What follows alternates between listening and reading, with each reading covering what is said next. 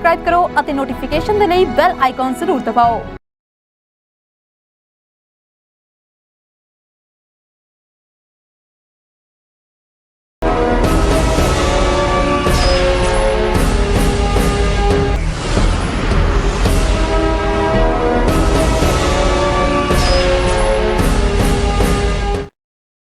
नमस्कार, आदाब, सत श्री अकाल। हमदर्द टीवी देखने वाले सारे दर्शकों का बहुत बहुत स्वागत है प्रोग्राम न्यूज़ एंड व्यूज़ ਦੇ ਵਿੱਚ। मैं हाँ तरनजीत कौर घुम्मन हाजिर हाँ जी लैके ਤੁਹਾਡਾ ਆਪਣਾ प्रोग्राम ਜਿਹਦੇ ਵਿੱਚ ਗੱਲਬਾਤ ਕਰਾਂਗੇ ਹੁਣ ਤੱਕ ਦੀਆਂ ਜਿਹੜੀਆਂ ਲੇਟੈਸਟ ਖਬਰਾਂ ਨੇ ਉਹਨਾਂ ਉੱਤੇ ਵਿਚਾਰ ਵਟਾਂਦਰਾ ਕਰਾਂਗੇ। ਤੁਹਾਡੇ ਵੀ ਵਿਚਾਰ ਜਾਣਾਂਗੇ ਲਾਈਵ ਪ੍ਰੋਗਰਾਮ ਵਿੱਚ। ਸਾਨੂੰ ਕਾਲ ਕਰਕੇ ਆਪਣੇ ਵਿਚਾਰ ਜ਼ਰੂਰ ਦਿਆ ਕਰੋ। ਕੋਈ ਸੁਝਾਅ ਤੁਸੀਂ ਦੇਣਾ ਚਾਹੁੰਦੇ ਹੋ ਪ੍ਰੋਗਰਾਮ ਨੂੰ ਲੈ ਕੇ, ਕੋਈ ਖਬਰ ਅਜਿਹੀ ਆ ਜਾਂ ਕੋਈ ਅਜਿਹੀ ਜਾਣਕਾਰੀ ਆ ਤੁਸੀਂ ਸਾਡੇ ਦਰਸ਼ਕਾਂ ਦੇ ਨਾਲ ਸਾਂਝੀ ਕਰਨਾ ਚਾਹੁੰਦੇ ਹੋ ਤਾਂ ਸਾਨੂੰ ਲਾਈਵ ਪ੍ਰੋਗਰਾਮ ਵਿੱਚ ਤੁਸੀਂ ਹੇਠ ਲਿਖੇ ਨੰਬਰ ਦੇ ਉੱਤੇ ਕਾਲ ਕਰ ਸਕਦੇ ਹੋ।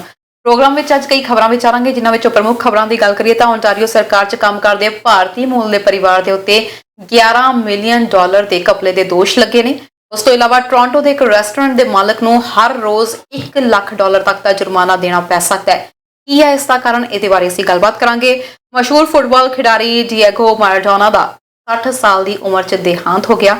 ਇਸ ਦੇ ਬਾਰੇ ਗੱਲਬਾਤ ਕਰਾਂਗੇ ਤੇ ਨਾਲ ਹੀ ਦੱਸ ਦਈਏ ਕਿ ਚੀਨ ਦੇ ਰਾਸ਼ਟਰਪਤੀ ਨੇ ਆਖਿਰਕਾਰ ਜੋ ਬਾਈਡਨ ਨੂੰ ਵਧਾਈ ਦੇ ਦਿੱਤੀ ਹੈ। ਇਹਦੇ ਬਾਰੇ ਵੀ ਅਸੀਂ ਗੱਲਬਾਤ ਕਰਾਂਗੇ ਤੇ ਅਲਬਰਟਾ ਦੇ ਵਿੱਚ ਕੀ ਨਵਾਂ ਹਦਾਇਤਾਂ ਜਾਰੀ ਹੋਈਆਂ ਨੇ ਇਹ ਵੀ ਅਸੀਂ ਤੁਹਾਨੂੰ ਦੱਸਾਂਗੇ।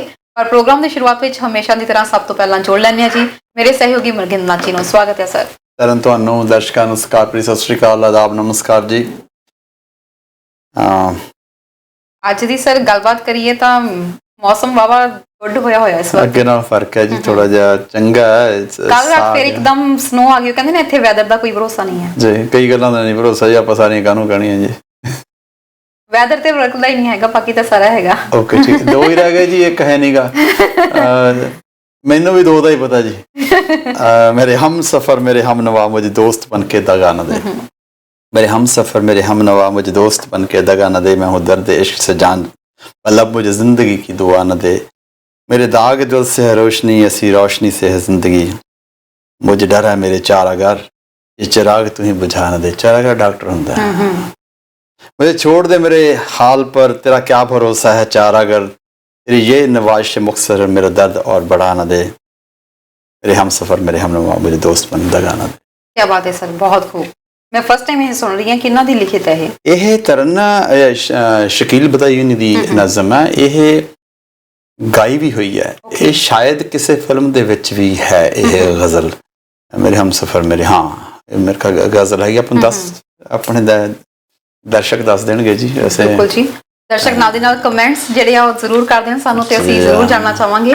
ਤੇ ਸਰ ਖਬਰਾਂ ਦੀ ਸ਼ੁਰੂਆਤ ਕਰਦੇ ਹਾਂ। ਜਿਹੜੀ ਸਭ ਤੋਂ ਪਹਿਲੀ ਖਬਰ ਆਇਆ ਓਨਟਾਰੀਓ ਦੇ ਵਿੱਚ, ਓਨਟਾਰੀਓ ਦੇ ਇੱਕ ਪਰਿਵਾਰ ਦੇ ਉੱਤੇ ਦੋਸ਼ ਲੱਗੇ ਨੇ। ਭਾਰਤੀ ਮੂਲ ਦਾ ਇਹ ਪਰਿਵਾਰ ਹੈ। ਓਨਟਾਰੀਓ ਸਰਕਾਰ ਦਾ ਜਿਹੜਾ ਬੈਨੀਫਿਟਸ ਪਲਾਨ ਸੀ ਉਹਦੇ ਵਿੱਚ $11 ਮਿਲੀਅਨ ਦਾ ਘਪਲਾ ਕਰਨ ਦਾ ਇਸ ਪਰਿਵਾਰ ਦਾ ਜ਼ਿਕਰ ਕੀਤਾ ਜਾਵੇ। ਹਾਲਾਂਕਿ ਦੋਸ਼ ਲੱਗੇ ਨੇ, ਅਜੇ ਕੋਈ ਗ੍ਰਿਫਤਾਰੀ ਨਹੀਂ ਹੋਈ ਹੈ ਤੇ ਨਾ ਹੀ ਅਜੇ ਕਿਸੇ ਪ੍ਰਕਾਰ ਦੇ ਇਹਨਾਂ ਦੇ ਉੱਤੇ ਸਜ਼ਾ ਦਾ ਐਲਾਨ ਹੋਇਆ। ਦੋਸ਼ ਲੱਗੇ ਨੇ ਤੇ ਇਹਨਾਂ ਨੂੰ ਜਿਹੜਾ ਸਿੱਖ ਲੀਵ ਦੇ ਉੱਤੇ ਫਿਲਹਾਲ ਭੇਜ ਦਿੱਤਾ ਗਿਆ। ਜੌਬ ਤੋਂ ਪੈਸੇ ਦੇ ਕੇ, ਸੈਲਰੀ ਦੇ ਕੇ ਜਿਹੜਾ ਆ ਫਿਲਹਾਲ ਲੀਵ ਦੇ ਉੱਤੇ ਭੇਜ ਦਿੱਤਾ ਗਿਆ। ਇਹਨਾਂ ਦਾ ਤੁਹਾਨੂੰ ਨਾਮ ਦੱਸੀਏ ਤਾਂ ਇਹਨਾਂ ਦਾ ਨਾਮ ਹੈ ਜੀ ਸੰਚੇ ਮਦਾਨ, ਸ਼ਾਲਿਨੀ ਮਦਾਨ, ਇਹਨਾਂ ਦੇ ਬੇਟੇ ਚਿਨਮਇਆ ਅਤੇ ਉਜਵਲ ਮਦਾਨ ਤੇ ਨਾਲ ਹੀ ਇਹਨਾਂ ਦਾ ਇੱਕ ਐਸੋਸੀਏਟ ਵਿਧਾਨ ਸਿੰਘ। ਇਹਨਾਂ ਨੂੰ ਜੀ ਇਸ ਮਾਮਲੇ ਵਿੱਚ ਫਿਲਹਾਲ ਦੋਸ਼ੀ ਜਿਹੜਾ ਉਹ ਦੋਸ਼ ਆਇਦ ਕੀਤੇ ਗਏ ਨੇ ਇਹਨਾਂ ਦੇ ਨਾਮ ਤੇ। ਤਰਨ ਇਹ ਟੋਰਾਂਟੋ ਸਟਾਰ ਦੀ ਰਿਪੋਰਟ ਹੈ, ਜਿਹੜਾ ਸਾਡਾ ਜੀ ਬਹੁਤ ਵੱਡਾ ਮੀਡੀਆ ਆਊਟਲੈਟ ਹੈ ਜੀ ਟੋਰਾਂਟੋ ਸਟਾਰ। ਇਕੱਲੇ ontario 'ਚ ਨਹੀਂ, ਆਲ ਓਵਰ ਕੈਨੇਡਾ ਇਹ ਨਿਊਜ਼ਪੇਪਰ ਪੜ੍ਹਿਆ ਜਾਂਦਾ, ਬੜਾ ਮਸ਼ਹੂਰ ਹੈ। ਉਹਨਾਂ ਦੀ ਰਿਪੋਰਟਿੰਗ ਹੈਗੀ ਜੀ। ਔਰ ਅਜੇ ਤੱਕ ਇਹਨਾਂ ਨੂੰ ਕੋਈ ਦੋਸ਼ ਲਾਏ ਗਏ ਨੇ। ਇਹ ਦੋਸ਼ ਕੋਰਟ 'ਚ ਹਰੇ ਪ੍ਰੂਵ ਨਹੀਂ ਹੋਏ ਨੇ ਕਿ ਇਹਨਾਂ ਦਾ ਜਿਹੜਾ ਕੰਮ ਸੀਗਾ ਜੀ, ਉਹ ਜਿਹੜੀ ਹੁਣ ਪੈਸੇ ਦਿੱਤੇ ਜਾ ਰਹੇ ਨੇ ਉਸ ਚੀਜ਼ ਨੂੰ ਇਹਨਾਂ ਨੇ ਕਿਸੇ ਹਿਸਾਬ ਦੇ ਵਿੱਚ ਫਾਈਨਲ ਕਰਕੇ, ਕਿਸੇ ਡਾਈਵਰਟ ਕਰਕੇ ਕਿਸੇ ਹਿਸਾਬ ਦੇ ਨਾਲ ਇਹਨਾਂ ਕੰਪਿਊਟਰਸ ਦੇ ਇਹ ਮੇਰੇ ਕੰਮ ਕਰਦੇ ਨੇ ਜੀ। ਉਹਦੇ ਵਿੱਚ ਉਹਨੇ ਤਕਰੀਬਨ $11 ਮਿਲੀਅਨ ਦਾ ਆਈਟੀ ਵਿੰਗ ਦੇ ਵਿੱਚ ਇਹ ਜਿਹੜੇ ਆ ਹੈਡ ਸੀਗੇ ਤੇ ਉਹਦੇ ਅਕੋਰਡਿੰਗ ਇਹਨਾਂ ਨੂੰ ਕਾਫੀ ਕੰਪਿਊਟਰਸ ਵਗੈਰਾ ਦੀ ਨੌਲੇਜ ਸੀ। ਕਹਿੰਦੇ ਨੇ ਕਿ 300 ਮਿਲੀਅਨ ਦੇ ਕਰੀਬ ਜਿਹੜੇ ਫੰਡਸ ਵੰਡੇ ਜਾਣੇ ਸੀ, ਜਿਹਦੇ ਵਿੱਚੋਂ 11 ਮਿਲੀਅਨ ਦੇ ਕਰੀਬ ਇਹਨਾਂ ਨੇ ਘਪਲੇ ਕਰਨ ਦੇ ਇਹਨਾਂ ਉੱਤੇ ਦੋਸ਼ ਲੱਗ ਰਹੇ ਨੇ ਤੇ ਜਿਹਦੇ ਵਿੱਚੋਂ 40,000 ਦੇ ਕਰੀਬ ਇਹਨਾਂ ਦੇ ਜਿਹੜੇ ਸਹਿਯੋਗੀ ਨੇ ਵਿਧਾਨ ਸਿੰਘ, ਇਹਨਾਂ ਦੇ ਨਾਮ ਤੇ ਲੱਗਿਆ ਜਾ ਰਿਹਾ ਕਿ $40,000 ਜਿਹੜਾ ਆ ਇਹਨਾਂ ਨੇ ਆਪਦੇ ਨਾਮ ਕੀਤਾ ਆ। ਬਿਲਕੁਲ ਜੀ, ਸੇਜ਼ ਮੈਸਿਵ ਫਰਾਡ, ਬੜਾ ਵੱਡਾ ਫਰਾਡ ਹੈ ਜੀ। ਕਿਤੇ ਇਹ ਪਤਾ ਨਹੀਂ ਹਜੇ ਇਹ ਨੰਬਰ ਪਹਿਲਾਂ ਇਹੀ ਹੈ, ਸ਼ਾਇਦ ਇਹ ਤੋਂ ਹੋਰ ਪਤਾ ਨਹੀਂ ਕੀ ਨਿਕਲੇਗਾ। ਪਰ ਦਿਸ ਇਜ਼ ਬਹੁਤ ਮਾੜੀ ਗੱਲ ਹੋਈ ਹੈ ਜਿਹੜੀ ਕੁਛ ਕਿਸੇ ਨੇ ਕੀਤੀ ਹੈ ਕੋਸ਼ਿਸ਼। ਅਸੀਂ ਜਿਹੜਾ ਪੈਸਾ ਸਰਕਾਰਾਂ ਨੇ ਲੋੜਵੰਦਾਂ ਨੂੰ ਦੇਣ ਵਾਸਤੇ ਕੀਤਾ ਹੈ, ਤੁਸੀਂ ਉਹਦੇ ਵਿੱਚੋਂ ਕੱਢ ਰਹੇ ਹੋ, ਤੇ ਹਾਲਾਂਕਿ ਤੁਹਾਨੂੰ ਪੇ ਕੀਤਾ ਜਾ ਰਿਹਾ ਹੈ। ਹਾਲੇ ਦੋਸ਼ ਨੇ, ਪ੍ਰੂਵ ਨਹੀਂ ਹੈ, ਬਟ ਇਹ ਦੋਸ਼ ਵੀ ਲੱਗੇ ਨੇ ਤਾਂ ਕੁਛ ਨਾ ਕੁਛ ਹੋ ਸਕਦਾ ਹੈ। ਧੂੰਆਂ ਉੱਥੇ ਨਿਕਲਦਾ ਜਿੱਥੇ ਅੱਗ ਲੱਗੀ ਹੁੰਦੀ ਹੈ, ਕੋਈ ਨਾ ਕੋਈ ਕਾਰਨ ਹੋਏਗਾ। ਜਿਹੜੀ ਖਬਰ ਹੈ ਬਾਹਰ, ਜਿਹੜੀ ਟੋਰਾਂਟੋ ਸਾਰੀ ਦੀ ਰਿਪੋਰਟਿੰਗ ਹੈਗੀ ਆ, ਔਰ ਉਹਨਾਂ ਨੇ ਆਪਦਾ ਨਾਂ ਦੇ ਕੇ ਆਪਦੇ ਉਹਨਾਂ ਨੇ ਪੇਪਰ ਦੇ ਵਿੱਚ ਛਾਪੀ ਹੈ ਜੀ। ਤੇ ਉਹ ਸੋ ਮੈਂ ਬੜੀ ਰਿਪੋਰਟਿੰਗ ਦੇਖੀ ਜੀ ਟੋਰਾਂਟੋ ਸਟਾਰ ਦੀ, ਬਹੁਤ ਦੇਰ ਦਾ ਮੈਂ ਇੱਥੇ ਹੈਗਾ, ਔਰ ਸਮਟਾਈਮਸ ਉਹ ਇੰਨੀ ਡੂੰਘਾਈ ਤੱਕ ਚਲੇ ਜਾਂਦੇ ਨੇ। ਇੱਕ ਕਤਲ ਹੋਇਆ ਸੀਗਾ ਸ਼ਰਮਨ, ਹਸਬੈਂਡ ਵਾਈਫ ਦਾ ਕਤਲ ਹੋਇਆ ਸੀ, ਜਿਹੜਾ ਜਿਨ੍ਹਾਂ ਦੀ ਕਿ ਦਵਾਈਆਂ ਦੀ ਮੈਨੂਫੈਕਚਰਿੰਗ ਕਰਦੇ ਹੈਗੇ ਆ, ਤੇ ਆਪਣੇ ਟੋਰਾਂਟੋ ਦੇ ਵਿੱਚ ਹੋਇਆ ਸੀਗਾ। ਜਨੈਰਿਕ ਦਵਾਈਆਂ ਬਣਾਉਂਦੇ ਨੇ, ਵੱਡੀਆਂ, ਬਹੁਤ ਵੱਡੀ ਫਰਮ ਹੈਗੀ ਆ। ਹਸਬੈਂਡ ਵਾਈਫ ਦਾ ਕਤਲ ਹੋ ਗਿਆ ਸੀ। ਉਹ ਕਤਲ ਦੇ ਵਿੱਚ ਟੋਰਾਂਟੋ ਸਟਾਰ ਬਹੁਤ ਡੂੰਘਾਈ ਤੱਕ ਗਿਆ ਹੋਇਆ, ਔਰ ਉਹਦੇ ਮੁਤਾਬਕ ਕੱਲ ਰਿਪੋਰਟ ਆਈ ਹੈ ਕਿ ਇੱਕ ਬੰਦਾ, ਹੁਣ ਤੱਕ ਉਹਦਾ ਪਤਾ ਨਹੀਂ ਲੱਗਾ ਕਿਹਨੇ ਕਤਲ ਕੀਤਾ। ਹੁਣ ਇੱਕ ਬੰਦਾ ਜਿਹਨੂੰ ਕਹਿੰਦੇ ਪਰਸਨ ਆਫ ਇੰਟਰਸਟ ਲੱਭ ਗਿਆ ਹੈਗਾ, ਔਰ ਉਹਨਾਂ ਨੇ ਕਈ ਫੋਰਨ ਕੰਟਰੀਜ਼ ਦੇ ਵਿੱਚ, ਜਿਹੜੀ ਇੱਥੋਂ ਦੀ ਪੁਲਿਸ ਹੈ, ਉਹਨੇ ਉੱਥੋਂ ਦੇ ਵਾਰੰਟਸ ਲਏ ਸੀਗੇ। ਇਹ ਨਹੀਂ ਪਤਾ ਬੰਦਾ ਫੋਰਨਰ ਹੈ, ਇੱਥੇ ਵਾਲਾ ਪਤਾ ਹੀ ਨਹੀਂ ਲੱਗਿਆ, ਬਟ ਇਟਸ ਨਿਊ। ਉਹਦੇ ਸ਼ਰਮਨ ਹਸਬੈਂਡ ਵਾਈਫ ਸੀਗੇ ਜੀ। ਇਹ ਨਵੀਂ ਡਿਵੈਲਪਮੈਂਟ ਹੈ। ਮੈਂ ਟੋਰਾਂਟੋ ਸਟਾਰ ਦੀ ਗੱਲ ਕਰ ਰਿਹਾ ਕਿ ਟੋਰਾਂਟੋ ਸਟਾਰ ਦੀ ਛੇਤੀ ਕਿੱਥੇ ਉਹਦੀ ਖਬਰ ਇੰਨੀ ਗਲਤ ਨਹੀਂ ਜੀ ਹੁੰਦੀ। ਉਹਨਾਂ ਨੇ ਜਿੰਨੀ ਇੱਕ ਪੜਤਾਲ ਕੀਤੀ ਉਹਦੇ ਵਿੱਚ ਇਹ ਦੇਖਿਆ ਗਿਆ ਕਿ ਜਿਹੜੇ ਮਿਸਟਰ ਸੰਜੇ ਮਦਾਨ ਨੇ, ਉਹਨਾਂ ਦੇ ਨਾਮ ਦੇ ਉੱਤੇ ਕਾਫੀ ਬੈਂਕਸ ਦੇ ਵਿੱਚ ਅਕਾਊਂਟ ਖੁੱਲੇ ਹੋਏ ਸੀਗੇ, ਸੋ ਜਿਨ੍ਹਾਂ ਦੇ ਵਿੱਚ ਅਲੱਗ-ਅਲੱਗ ਅਕਾਊਂਟਸ ਦੇ ਵਿੱਚ ਜਿਹੜੇ ਪੈਸੇ ਪਾਏ ਗਏ ਨੇ। ਸੋ ਹੁਣ ਦੇਖਣਾ ਆ ਕਿ ਦੋਸ਼ ਲਗਾਏ ਗਏ ਨੇ, ਕੀ ਇਹ ਸਾਬਿਤ ਵੀ ਹੁੰਦੇ ਨੇ ਜਾਂ ਫਿਰ ਰਫਾ ਦਫਾ ਹੋ ਜਾਣਗੇ, ਜਾਂ ਫਿਰ ਇਹਨਾਂ ਦੋਸ਼ਾਂ ਦੇ ਵਿੱਚ ਫਿਲਹਾਲ ਕੋਈ ਜਿਹੜਾ ਆ ਸੱਚਾਈ ਨਜ਼ਰ ਨਹੀਂ ਆਉਂਦੀ। ਇਹ ਤਾਂ ਹੁਣ ਜਾਂਚ ਤੋਂ ਬਾਅਦ ਹੀ ਪਤਾ ਲੱਗੇਗਾ। ਬਿਲਕੁਲ ਤਰ੍ਹਾਂ ਜਿਹੜੀ ਖਾਸ ਕਰਕੇ ਠੀਕ ਹੈ, ਜਿਹੜੇ IT ਵਿੰਗ ਵਾਲੇ ਹੈਗੇ ਨੇ, ਅਖੀਰ ਉਹਦੀ ਟ੍ਰੇਲ ਕਿਤੇ ਨਾ ਕਿਤੇ ਤਾਂ ਹੈ।